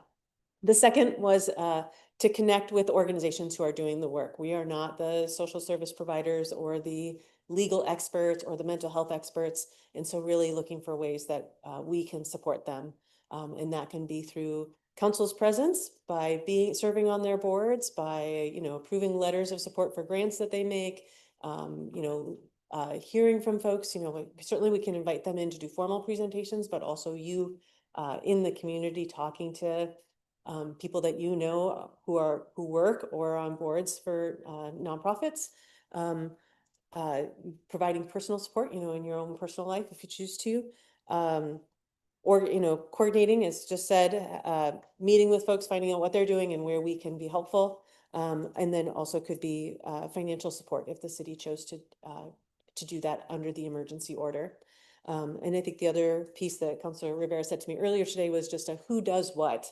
And so being able to communicate so that we know if someone came to us, I'm looking for legal support, you know, I'm looking for food delivery, that we have a better sense of where we can reasonably send folks and know that they'll be able to do that warm handoff of like, I know such and so at such a place will be helpful, as opposed to, well, I don't know, I can make some phone calls. And then the third category I think identified was that people really appreciated the chance to get together and talk. Like they came to talk to you, but they also, in particular in the listening sessions, got to talk to each other. And I think particularly I heard in the youth session, the participants really appreciated the chance to talk about their fears with other people who were going through the same thing and understood that. I don't know if there's a particular city role in that, except if there's opportunity to be a convener or an amplifier of those kind of events as they happen. So maybe just an awareness of that. So those were the three kind of areas: connecting with the community, connecting council to the community, connecting the city to organizations and finding ways to support the organizations. And the third one is to build community or create spaces where people can connect with each other. So those were the things I identified. I don't know if you have other thoughts on those or specific action items you'd want to see in any of those categories. Did you have any? Sorry, I love all that. And I would add that, and I have had a chance to talk to Dan and Abigail about this, that in this last session, the Oregon legislature did create 8 new laws: House Bill 4138, 4114, 4111, Senate Bill 1570, House Bill 4079, Senate Bill 1587, House Bill 4123, Senate Bill 1594. There are already 8 laws that really talk about masking and ensuring that if you're going to receive care at a healthcare entity, right? So there's already a lot that's put in place. We should adopt and update that language into our sanctuary city policy to align with state policy as well, or state law. The second piece around the messaging is, I think it might be better if we're a little bit more directive, that to convene these groups together and decide who is going to be the focal point for the peer support groups or for the grocery support pickup that is needed, right? So I think we do need to be a little bit more intentional to direct staff to convene folks, or else I don't feel that this is going to happen. And then it's really clear, like this is a message from the council, from all of us to do that. So yeah, agree with the video. We're getting connected with our partners. In the listening sessions that I was in, I also really heard the importance of building trust and rapport within our police. And we already have a video that identifies what our current police looks like, that we don't ask for, you know, social security numbers or any of that for tickets and all that. So I think we need to replay that video that has already been created. And as Abigail mentioned, designating like a single point of contact, or maybe 2 points of contacts that can help with all these wraparound services that we've mentioned. And lastly, around the financial pieces, we're in those budget conversations right now. So I think that we should extend this emergency declaration to the end of the year, because we know that this isn't going to end tomorrow, next month, or in 2, and that we talk about what are those funds that we could potentially give to a nonprofit organization to support more peer support groups like this, for example, in the future. So those are 3 pieces that I would like for us to think about and discuss, and that just clearly directs staff to ensure that we are helping convene a meeting, not that we provide mental health support, but that, you know, who's going to do what moving forward, and who is that point of contact that either front desk staff are connecting individuals to when they call the city. The last piece, sorry, just the importance of these actions, that this is how we build trust and rapport within our community, because there is a lot of distrust in the government, and that means us as well. And I know that that's not this council's intention, right? Or that we don't want to support folks, but this again continues to show that we are saying something and that we are doing something. Thank you, guys. As you were talking, I was thinking about, there's some sort of an INR function 211 that I don't feel has like much presence here, but so much of what you're describing should be what they're doing. Is there any way we can get more mileage out of our efforts in that way? Does anybody know about how that works? Glenn? Go ahead.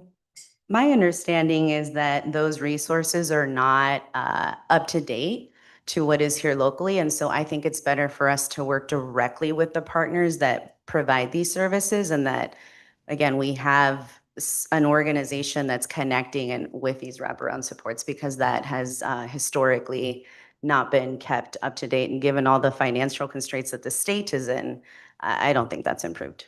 Thank you. I would agree. I think 211 in this area is not well maintained. Well, they should give us the money then.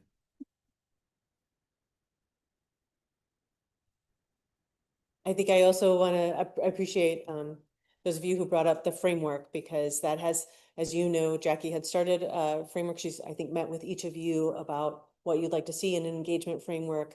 I believe has taken that or is taking that to the Mayor's Equity Advisory Group and is also meeting with other stakeholders. So I have that penciled in for a meeting in June, if that is okay. Anything else?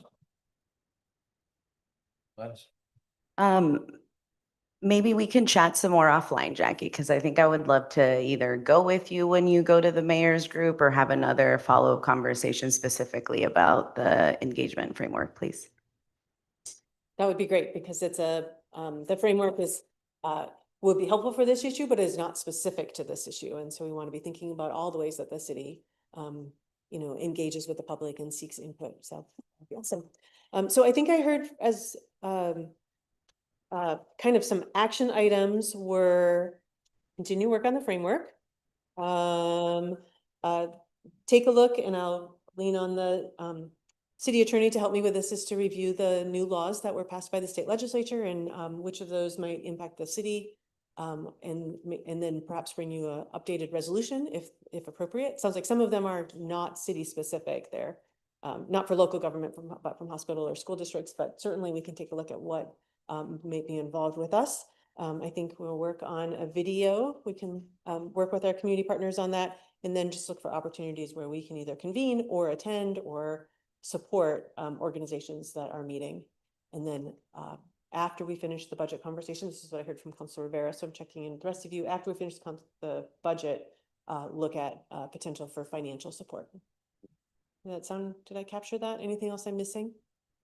This is, of course, an iterative topic. I have no doubt we'll be talking about it in a couple more weeks. So if you have additional thoughts, please let me know. Is it while we're looking at the budget, we're going to look at financial options, or after? I think I heard Wow. Councilor Rivera was after, but After? Okay.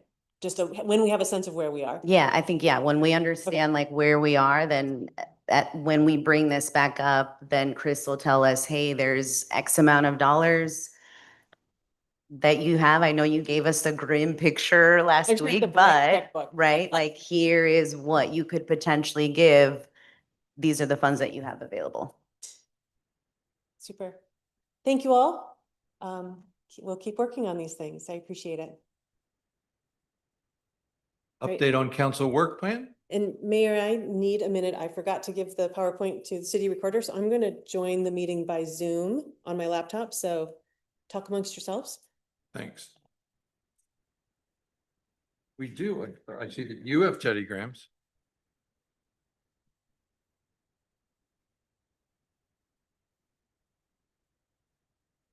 Nice job keeping us surprised on the state legislature. I'll be right back.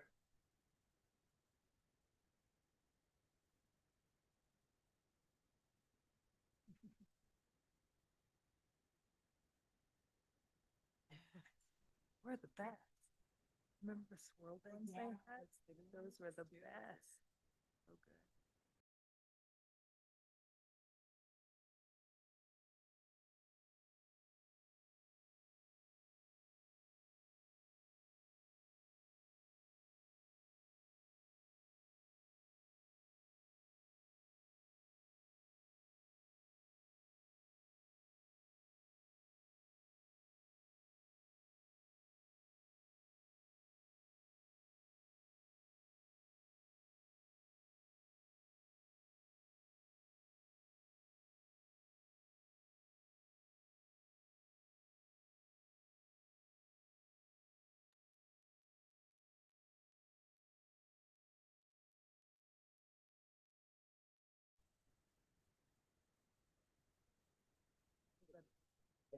No, I have not seen that. You still have this. All right. We just complete that again. I would love to.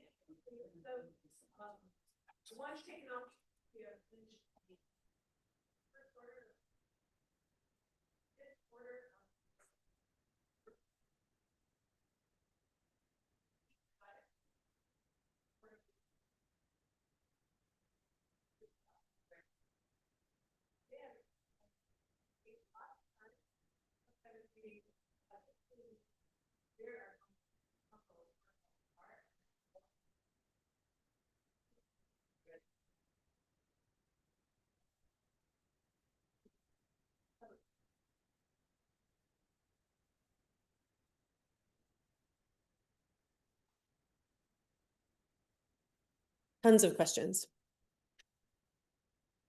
If I can make it work, there we go. So you'll remember in December of 2024, the current council and the previous council got together and decided the goals. You really reaffirmed those same goals that you've had, but then identified these projects, and they're identified in 3 different categories: critical, significant, and other. Critical being if we've got the resource, the first priority for our resources are those critical projects. The second, if we have time, ability, resources, funds, the significant projects, and then the other projects are often projects that are near completion or aren't completely baked, or we don't have identified resources for them yet. So as I talk through this, I have kind of the status, but you'll see they're broken up into that critical, significant, and other projects. So the first one is the good news. Here are the projects that are on track. SDCs, you completed that last year. Development code update on track, although it's taken longer than we had hoped. We've had some planning activity that has taken that staff away from that right now. The Heights jurisdictional transfer is a bit on track. We had hoped to get a big pot of money from the legislature for that. That didn't happen. So we continue to negotiate directly with ODOT. Bond funding. In fact, I believe a survey is going out this week for it's live right now. So a community survey seeking feedback on bond funding, and we can share that link with you. The facilities with police, as part of your bond, your possible bond in November. So that one is on track. And then energy plan. We've had a number of significant pieces. Dehydro is almost ready to come online. We have electric cars. They are Teslas, not the city's choice, but that was what was available using funds that we received from the state for those. So those are your critical projects that are on track. They're, while they won't necessarily be done by December 2026, they will make significant progress. Other significant projects, as many of you know, there's a group that's been meeting for more than a year to identify a permanent shelters location that is on track. Our HR manager continues to do excellent work around employee investment, and then Jackie leads an internal group on belonging, as well as we are working on lots of ways to help folks feel connected to their city. And then the development review process improvement, that is like looking at the whole development review process and finding opportunities to streamline that, make it easier to understand. So we have a couple different studies going on right now, specifically around the building and the engineering parts of development review. And then finally, youth outreach. A number of you have attended projects and events with Jackie to reach out to youth, and I think we've had a good response to that. Any questions on these? Thank you. Around the youth outreach, I know that I had chatted with the mayor about potentially having youth join his equity group. Moving forward, will there be an ask, or do we know the schedule for when the youth meetings take place at the high school so that we could all potentially attend in the future? Like, what are the? I'm gonna phone a friend. Come on up.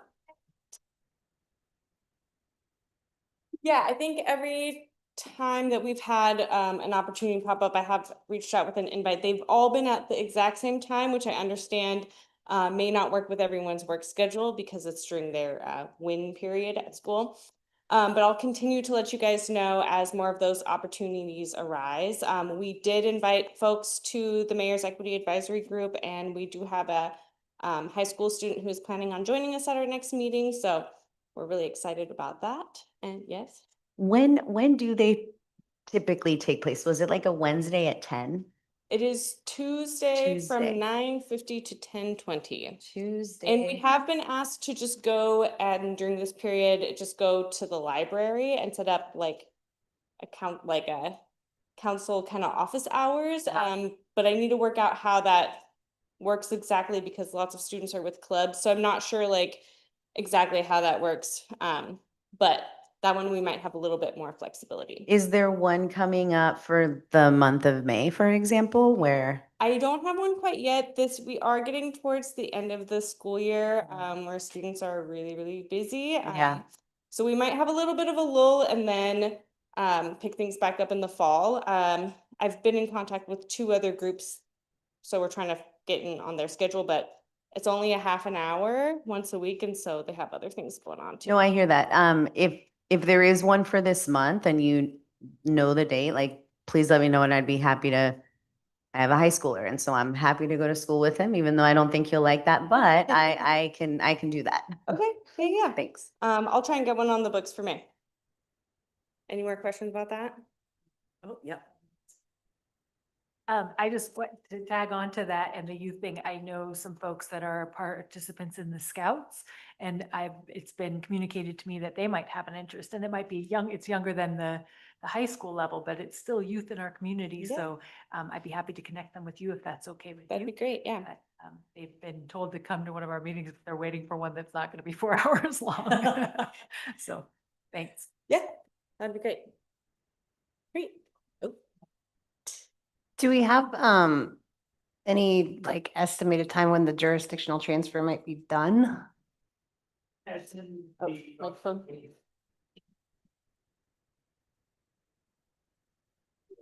Yeah, Counselor, it's in the anticipated next steps in the packet that we're targeting July of 2026. Super. Well, that was the really good news, the things that were on track. So things with slight delays, in fact, some of them you might actually say are on track. The outreach and equity frameworks, so Jackie is working on those and they will be coming to you. You've had an initial conversation with her. She's met with with the Mayor's Equity Advisory Group, or just have some other pieces to work on with that before it comes back to you. And then new housing project really is the amorphous, we called it Mariposa Village 2, but I heard that was not the title we should use. So a new housing project, whatever that might look like. And at this point, that could be part of a bond measure. It is kind of connected and tied to the sale of the Sherman parcel. It could be looking at the West Cliff development. There are lots of different pieces that kind of fall under that category. So they're underway, but they don't really have a timeline or specific action right now. Or lots of different actions, but not necessarily like going to be accomplished in the short term. I put taxi cab and rideshare code update under significant delays, which is a little bit of a misnomer because you have completed the code.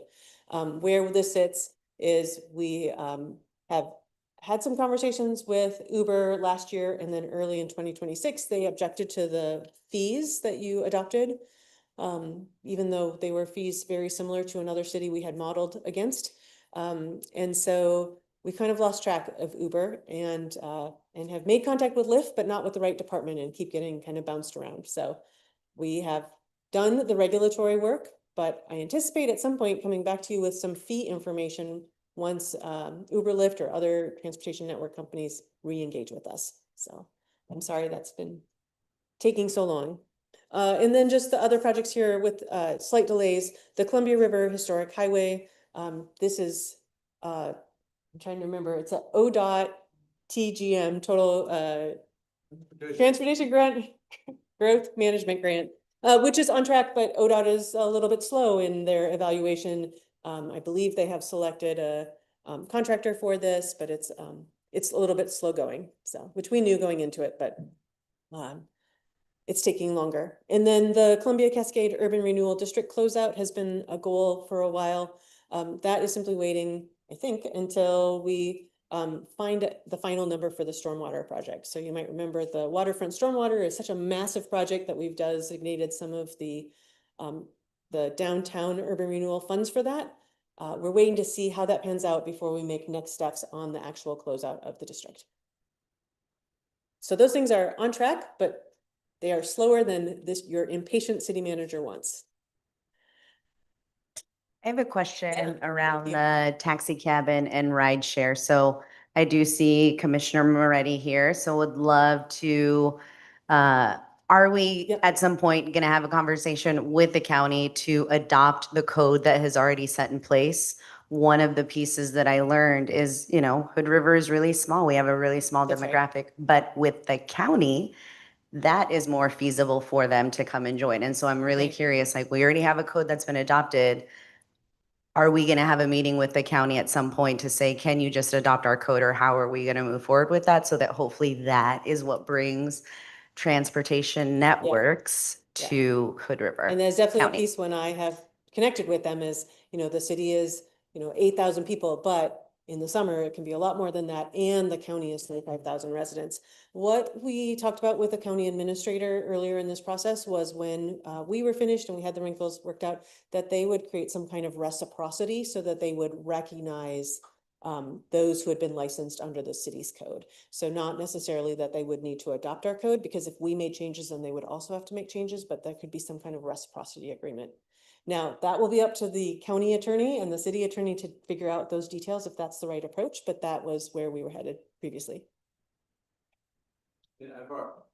I've already started, back a year Yeah. ago, communicating with Lisa Knight Davies about this. We really thought we were going to be able to cross this one off the list We were quite some time ago. ready to go, but hurry up and wait. Yeah. Yes. So is it like, I see you're saying like if the county's on board, then Uber and Lyft might be quicker to start acting here. Or is that gonna happen before, or is the county waiting for Uber and Lyft to come here before they? Well, I think they're also waiting for us to figure out the fee part before they were to, Just yeah. fee part. Well, Yeah, that's- they're standing by and Yeah. monitoring. I think it's the fee piece that's not having the policy is why I feel like they're taking a long time to respond to us, because we are a very small demographic, just the city alone. But if we were to say, hey, the city and the county, so you're looking at 27, close to 30,000 people, that might be enough for them to say, okay, well, we are willing to invest X amount of dollars for our licenses for a city. So I think both of those conversations Yeah. need to happen simultaneously in order to bring them on board. Every time I talk to them, I do try to say, this is not as soon as we get this figured out, then, I'm bringing the whole county with me. But what you just said made me think, I wonder if my counterpart at the county contacting them would actually hold some weight. So let me give that a try as well. I'll put that on Allison's list. On her very long list, I'm sure. When can we expect to discuss the fee structure for the taxi cab and rideshare? So where we had gotten stuck was they had suggested a fee schedule that was really much, much lower than yours. We had offered them one last kind of compromise before we brought it to you, and that's when we got radio silence. So we had hoped to bring you a recommendation of like, here's where Uber and Lyft feel comfortable, and this is where staff are also generally okay, and we haven't heard back from them. So we could bring it back to you, but without their input, I'm not sure that the conversation will move anything forward. Yeah. So if you know anybody who's connected to the organization, let me know. Have we, I feel like you have, but I just want to double Sure. ask. Portland, right, does this? Yes. Do they have like a little headquarter office out there or a central office out there for both of these transportation networks where we might just get our Portland folks to try and help us connect? I think we had connected with the Portland piece about like how people like get their cars inspected and their background check done, but I don't think we've ever reached anybody who had any kind of decision making or policy making. I definitely have reached out to other city managers to say, how do you connect with Uber and Lyft? And generally it's through a portal website now. They don't have a human being to talk to. I thought Should we as elected officials connect with our Portland city councilors, for example, then? Portland Like, had how a do you know staff you all? person What is it? a staff person on this issue dealing with, was a liaison to the service networks. Let's you and I talk Okay. offline, maybe. And there's an Uber office in my neighborhood. Well, that's great. That's where it's. Yeah, but I think that's where people get their cars and, yeah, so. I'm hearing the urgency. I promise we're working on it. All right, back to the red slide. Okay. These are the pieces that have significant delays, some of which are expected. For example, facilities, I said police is on track because you're looking at bond funding. Public Works, we recognize that our building is kind of at end of life and we have people working in trailers that are not ideal, but we don't have an identified plan or source or funding source or anything for that. So that's just significantly delayed.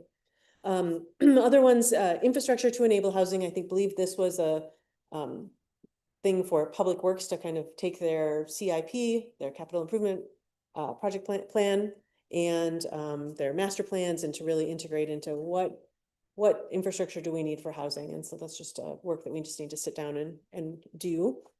Future Parks and Open Space is really an opportunity-based project. This could be, the Brookside Campbell property, which you are in the process of acquiring. So to finish that trail, it could be opportunities through the Urban Renewal District to purchase property. It could be, donations of land or other things that come forward. So that didn't have a specific action item. It was just as opportunities came up. Bike improvements in the transportation system plan. I think they are, I'm looking at the planning director to say I think some of the Safe Routes to School, the Heights were incorporated. And I think some Safe Routes to School projects were incorporated, but I think this was a little bit more ambitious than that. And I don't think we've done a lot of forward work on that. Downtown open space, we had one meeting with downtown merchants about what it could look like if we were to close a street or do some community building downtown. We haven't taken more on that, but I have been in communication with the Visit Hood River Executive Director, Katie Cadlab, just about keeping that conversation or looking for opportunities. I've met with a number of business owners who have suggestions on how to make downtown more attractive, more clean, feel safer, attract people, both visitors and residents. So that one doesn't have a clear path forward, but we continue the conversation. And then mobile home park preservation strategy. It's on the to-do list. This really, I think, would probably be some code work. It might end up in some of the code. Not knowing if you want direction. I guess when we get to the code update is, do you want that just incorporated in the code or do you want some specific different code? But when we get through the code update, I hope that we can start working on that one as well. I mean, can I, just for me, right? And then whatever my peers think, the mobile home park conversation should absolutely be included. And how do we have those conversations simultaneously so that we can ensure that we are preserving what we have here? Great, thank you. And then the final ones, fat, oil, and grease. This is a really important but difficult project. This will be working with businesses, big and small, about what they pour down the drain. The staff at the wastewater treatment plant and our public works staff have been really involved in some of our significant industrial users, and that has by necessarily delayed this. And then levels of service for parks. We have not defined that. I think this was a piece of like, if we were to consolidate, different parks, what levels do we want? We currently use Crystal Greens, and these are our expectations. If we were to, contract with the Parks District or someone else to maintain our parks, what level do we want our parks in? Prioritizing, like, these are our marquee parks. These are the parks that our neighborhood and maybe get a little bit less day-to-day maintenance work on them. These are the parks that are more passive and perhaps they don't get intensive maintenance. So that is a project that's a little bit academic in nature, and we just haven't had the bandwidth to start that. Usually during the budget cycle, we'll hear a little bit about some of the projects that are related to what's going on in the parks. Yep. Will we hear about that this time? I know, Yep. because I know part of this was like, we talked about, for example, like the waterfront had tons of use, which was awesome, but like things got worn down pretty quickly. So like, we like talked about that during the budget cycle last year. Can we expect like some of the updates on what's going on with the parks? Okay. Yep, and your Public Works Director, Adam Schmidt, is online, so he definitely heard that, and we'll work on that during his budget presentation. I would also note you have a Parks Reserve Fund that it's general fund dollars, so it's really limited, but we do have a capital improvement plan for parks. So I think, beach restoration and waterfront playground equipment is on this year's list. Some updates to the basketball court at Children's Park and a new fence. gosh, and I think there's one more. Oh, Collins Field fence. So we do the significant big projects for parks are included in a capital improvement plan. And Adam, I love your presentation if you're listening. I'm hoping Always. for some, I look forward to that one every single year. I hope there's some sewer videos because those are my favorite. Great. Fine. So anything else? Sorry. No, I was just gonna say those are all of your projects in those categories, and then I'll stop for questions because then I just wanted to do a retro of the last 5 years and a quick overview of departments. I'll keep it brief. Yep. I remember that at the last conversation with Adam and where we talked about the waterfront park and Councilor Stupina mentioning just triggered this memory that there was going to be a conversation with Visit Hood River around, how are we, if we're going to have concerts downtown, right, for folks, like what does that look like? And how is Visit Hood River helping us with the funding of that? I'm curious if any of those conversations have happened at Visit Hood River or meetings with Katie, for example, just that triggered a memory or thoughts. Nothing significant in a while, but I can revisit with Katie. Yeah. Thank you, Councilor. Great.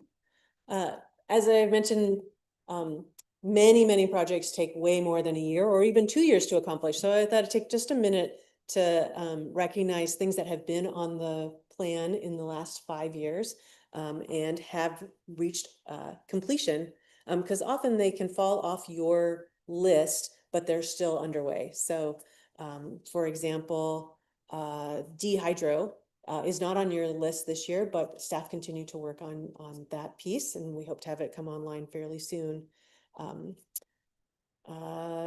The Heights Streetscape Plan was a huge workload. You can see that had 1, 2, 3, 4, 5 years of being on the work plan, and then was really accomplished and adopted by council in 2024. So many of these things span many years, and I just want to acknowledge council and staff for sticking to it.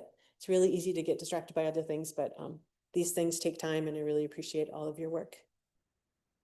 So then we're all good. I'm going to keep going because I know this is so much information.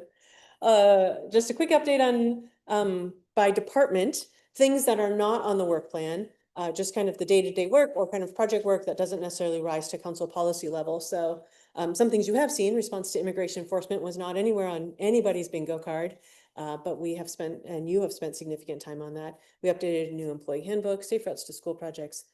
Collective bargaining agreements are a major lift. You've heard me describe that as my second job sometimes.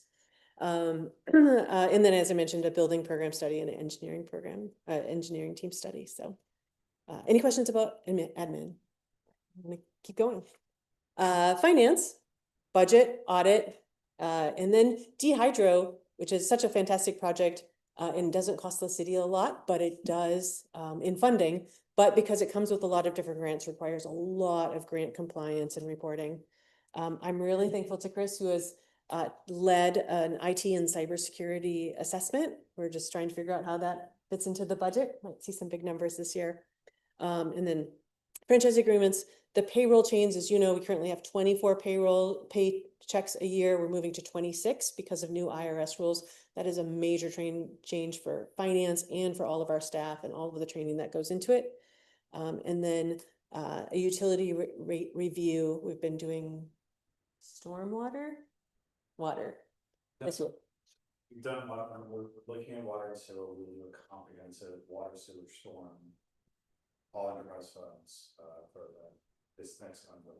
So just as last year was the first time that the city had done all of its SDCs together, we're looking to do, I think utility rates we have done traditionally done together, but looking to do that holistic piece as well. Any questions on finance? All right, if you don't ask questions, they're not going to think you love them. Fire has a small list at this moment, but these are big pieces. The ambulance service area agreement, again, one of those things that's not on your work plan, but was a major lift for our fire department and for the county. And that is coming to fruition. The agreement, I'm not sure if the county has passed an ordinance on that yet, but that is coming up. And then the ongoing maintenance of the agreement, including committee, the county will have a committee that we will be a participant on. Not listed here, it's on the police, but I should have included it here, is computer aided dispatch, which is the 911 system is going through software upgrade. That is a major workload for the county and for our first responders as well. Collective bargaining agreement, very happy to have a new fire chief, but you can imagine that was a bit of work. And we're happy to have him on board, and he's learning a lot. And then we have firefighter paramedic recruitments. We've had a couple people who have moved out of town and out of state. And so we have some vacancies, and it takes a long time to train somebody up. We're a competitive hire employer. I think we'll get a good pool of applicants, but it definitely takes time to bring them up to speed. Planning, sorry, I should have not started reading all of these because we'll be here all night. But Acela is what the county and the city uses for a building program. There are some opportunities to share that information more widely with the public so that people can see the status of permits and other ways. So we're looking at how we can integrate those pieces and create dashboards. The DEQ space efficient housing grants, those were they were $20,000 a door for smaller, more energy efficient units. It's money that the city can bring to the table for the right project, and we continue to work with developers in hopes that someone will take advantage of this because it's big money. The FEMA flood maps updates, you all watched a little bit of that. Parking in lieu is something that you've asked for. It's coming soon.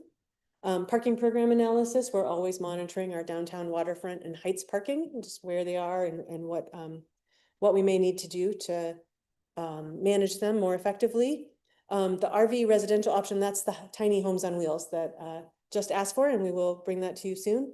Short-term rental litigation, in fact, I could tell you now, Panabaker will be heard on July 7th in Portland, so mark your calendars. We'll have more detail about that. 9 o'clock in the morning. I think it's at the old Pioneer Courthouse, but I'll confirm the venue. I think that's what it is, 9 o'clock. Thank you, Dan. That was brand new today, so we're excited to have a hearing date.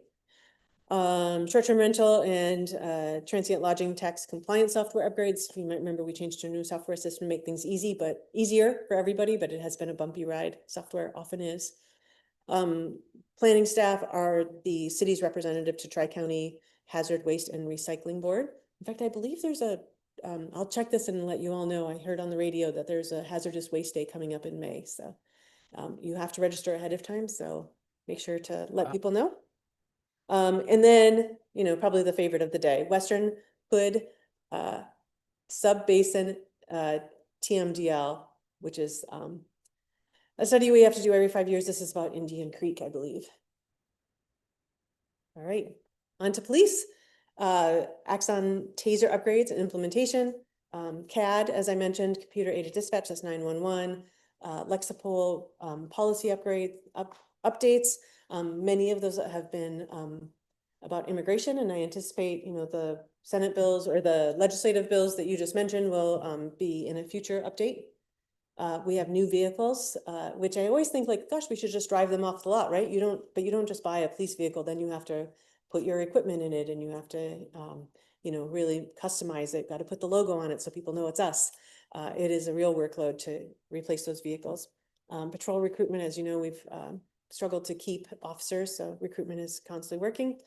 Police facility, we are looking for funds for speed trailer. I've definitely heard from some of you that it'd be great if we had a trailer that could display your speed, and we could put that in different places around town. So we're looking for some outside funding for that. Ongoing mandated trainings, both for officers and for our executive leadership, and then traffic grant programs. All right, Public Works, this is the last one, but I gave Public Works 3 slides. So this is the first one. These are like ongoing pieces. They might be in the capital improvement plan, but they're not gigantic projects. As I mentioned, basketball court, collective bargaining, elevated sidewalk. We don't know where that is going. I'm still waiting. I believe we have a meeting with ODOT May 5th to find out the status of that project and what it might cost for us to exit that project. Pavement management, safe route to school improvements. 17th is the middle school, and then May Street is May Street Elementary. The Stormwater Master Plan, you heard a presentation about that, I think back in December. 14 years in the making, we're so close. Water system pressure zone mapping, and then waterfront, the 2 items for waterfront.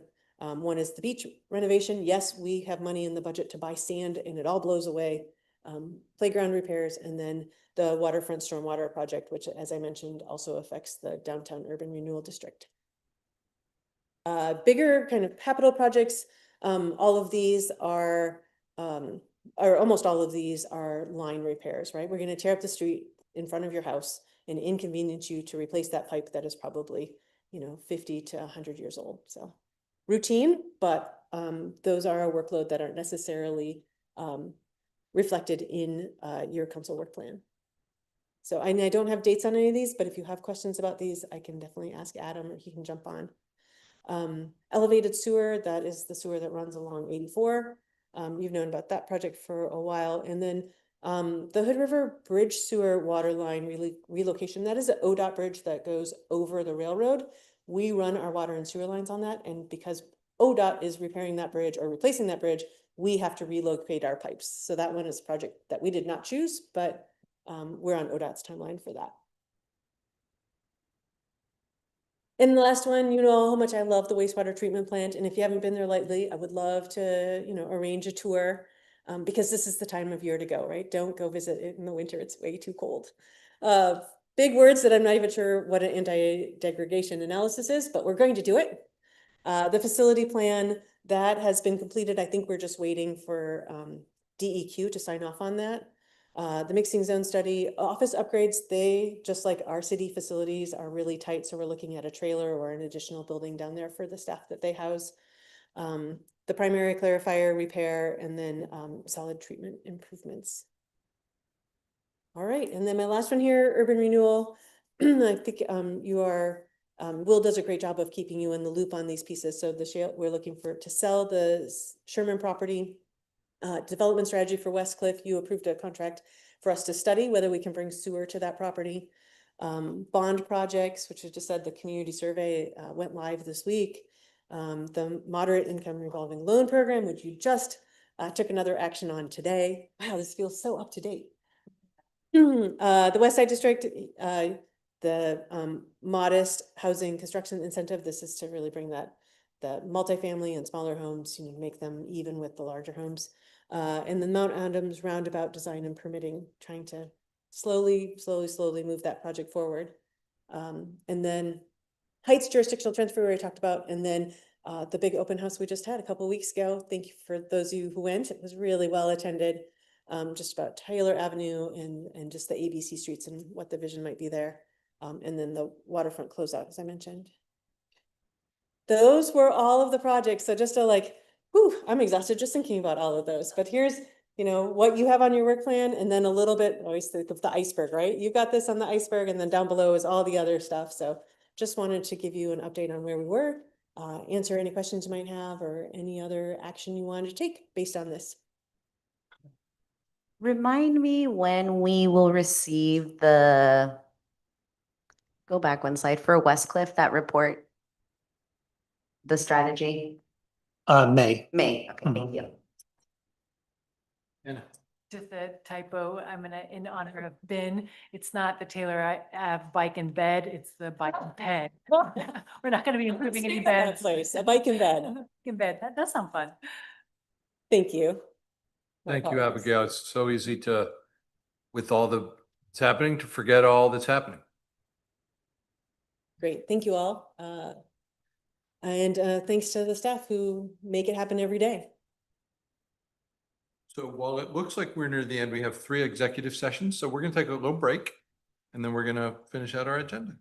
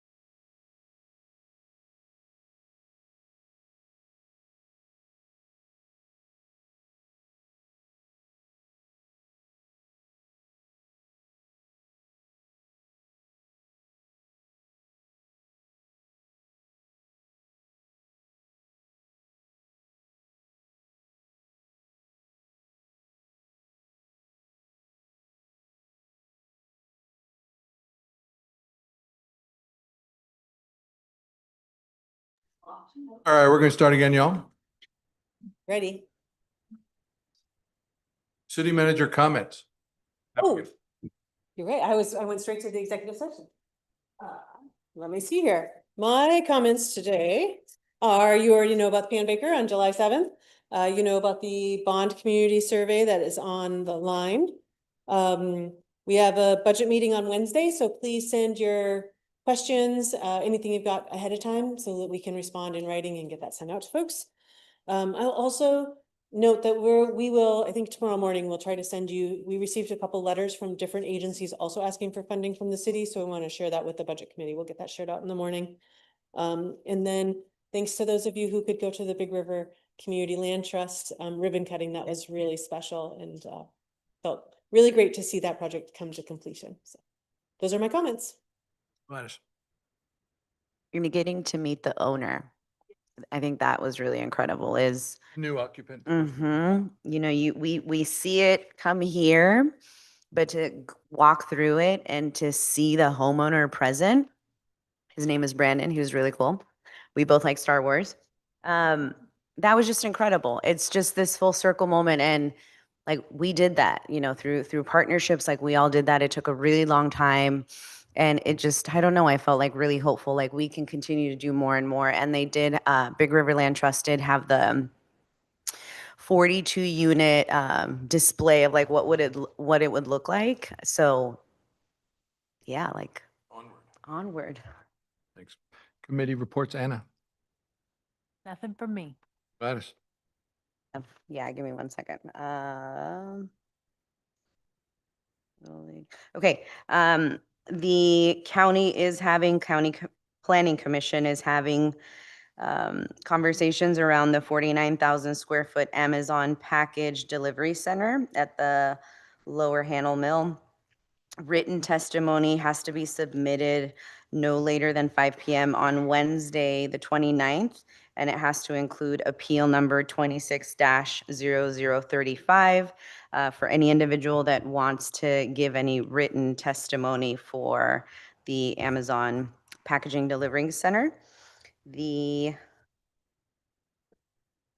MCAC is close to wrapping up potential permanent location for the Hood River Shelter. The goal would be to have a year-round shelter that would hopefully be open by this winter. MCAC staff is working with the realtor, and they are also halfway at the halfway point as far as cash, and we'll have a kickoff capital campaign here soon. I also want to mention that the first 5 units at the annex have been completed for permanent housing, and permanent tenants will be moved in on May 1st. There's a total of 21 units there that will, only 5 of the units will remain permanent. All the rest will continue to be permanent housing. LOC had their mid-year conference in Pendleton on April 23rd and 24th. I did miss that one, but the annual conference is October 15th and 17th in Salem. I think that's it for committee comments for me. Thank you, Doug. There was a Saruta board meeting on the 21st that I wasn't able to attend. I'd meant to get with Kevin to get updates. However, they will be about like more or less recapping what happened in March, right? So we had a bunch of events happen in March. It's kind of a debrief, but they were going to discuss like the upcoming summer student trip as well. So I'll get an update to everybody on that at the next meeting. I got a nice letter from Mayor Aikawa thanking us for our gracious hosting in March. Amanda. Nothing from me. Council comments, Amanda. I don't think I have any of those either. Doug. I just want to say congratulations to Grant. We don't have to talk about what that means or anything, you know, but congratulations, Grant and family. Yeah. I have no mayor comments, guys. I have a couple comments. Just want to thank Jackie, Abigail, and Will for the Hood River Heights streetscape update at Working Hands. We were here talking about the bond, so we didn't attend the full meeting, but my understanding is that it was really well attended in the beginning. So thank you so much for all your hard work to get that together. We already talked about Big River Land Trust, but that was awesome to get to see and to be invited. And, you know, thanks to Abigail and the rest of our peers, including Councilor Cavalieri, who were there. You know, opening day for Little League took place, and it was incredible to see. You know, there's sometimes that as community, we don't agree on things, and it's so important to find those commonalities. And I just love how sports really bring folks together, and, you know, appreciate Counselor Stepina and his time for coaching. I know it takes a lot of work, and thank you to all of our partners, including our very own Eric Foster, who is the president for Little League. Yeah, it was just great to be out there. I got a nice little tan while I was out there, so that was cool. I also want to talk about wildfire prevention or preparedness. You know, we all know it's going to be a really hot year, so there is going to be an event that's going to take place on the 29th at the same time as our budget committee at the Columbia Center for Arts from 6 to 8, where it's going to talk about, you know, the wildfire risks here in Hood River and learning more about the Firewise program. So we'll hear from the wildfire preparedness in the county, some of the efforts along the Indian Creek drainage to reduce wildfire hazards, and then there's going to be a meet and greet with some of our wildfire agency partners. So that is on April 29th at the Center for Arts from 6 to 8:30. And something for us, you know, all to think about. And I know that technically the county leads a lot of these efforts, but how are we collaborating with our county peers to talk about emergency preparedness overall, but specifically like wildfire prevention, given that we already know it's going to be a really hot year. This council has already banned fireworks. How do we continue that partnership on, you know, how do we continue working together for our community? That's it. Anna? Well, I have a lot of the same that Gladys said too.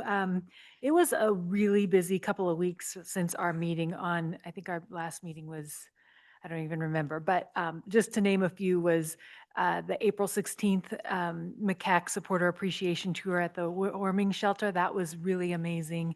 And the Big River Community Land Trust Tucker Road House Tour, that was incredible. We had a town hall, we had the Bond Commission communications training, and the budget season kickoff, and like all these other things. The last couple of weeks were nuts. Oh, and I was going to mention to you all that I will not be here for the budget meeting next Wednesday. I'll miss you, but I will watch it before our meeting on the 6th. And then I just wanted to, you know, given how crazy the last couple weeks were and what we're heading into with you know, with budget season and stuff, just acknowledge the time and the bandwidth given by our mayor, our city council, our staff. And I also want to recognize the work that entities like MCAC and the Next Door and the Land Trust and Fish Food Bank and Little League and all of those. I mean, what really makes our community incredible is all these other organizations that contribute their time and individuals that contribute their time. So I have a quick message to our community is talk to us, talk to your counselors, and bring us concerns, but also bring us ideas for solutions and improvements, and take a turn, participate, volunteer, run for office. Like, you know, that's what makes this really an incredible community, is that we're all engaged and involved. And I heard Coach Stepina was awesome at Little League. So thank you, Coach Stepina. That's it. That's all I have. Thanks. Okay, now it's time for executive sessions. We have 3. I'll read the script. City Council will now meet in executive session pursuant to ORS 192.661D and A and E to conduct deliberations with persons designated by the governing body to carry out labor negotiations, to consider the employment of a public officer, employee, staff member, or individual agent, and to conduct deliberations with persons designated by the governing body to negotiate real estate transactions. Representatives of the news media and designated staff are allowed to attend the executive session. All other members of the audience are asked to leave the room, and we will end the public broadcast. Representatives of the news media are specifically directed not to report on any of the deliberations during the executive session, except to state the general subject of the session as previously announced. No decision may be made, nor final action taken in executive session. The executive session is anticipated to last 30 minutes. At the end of the executive session, the city council meeting will be adjourned and no action will be taken. We will now discontinue the live feed and recording.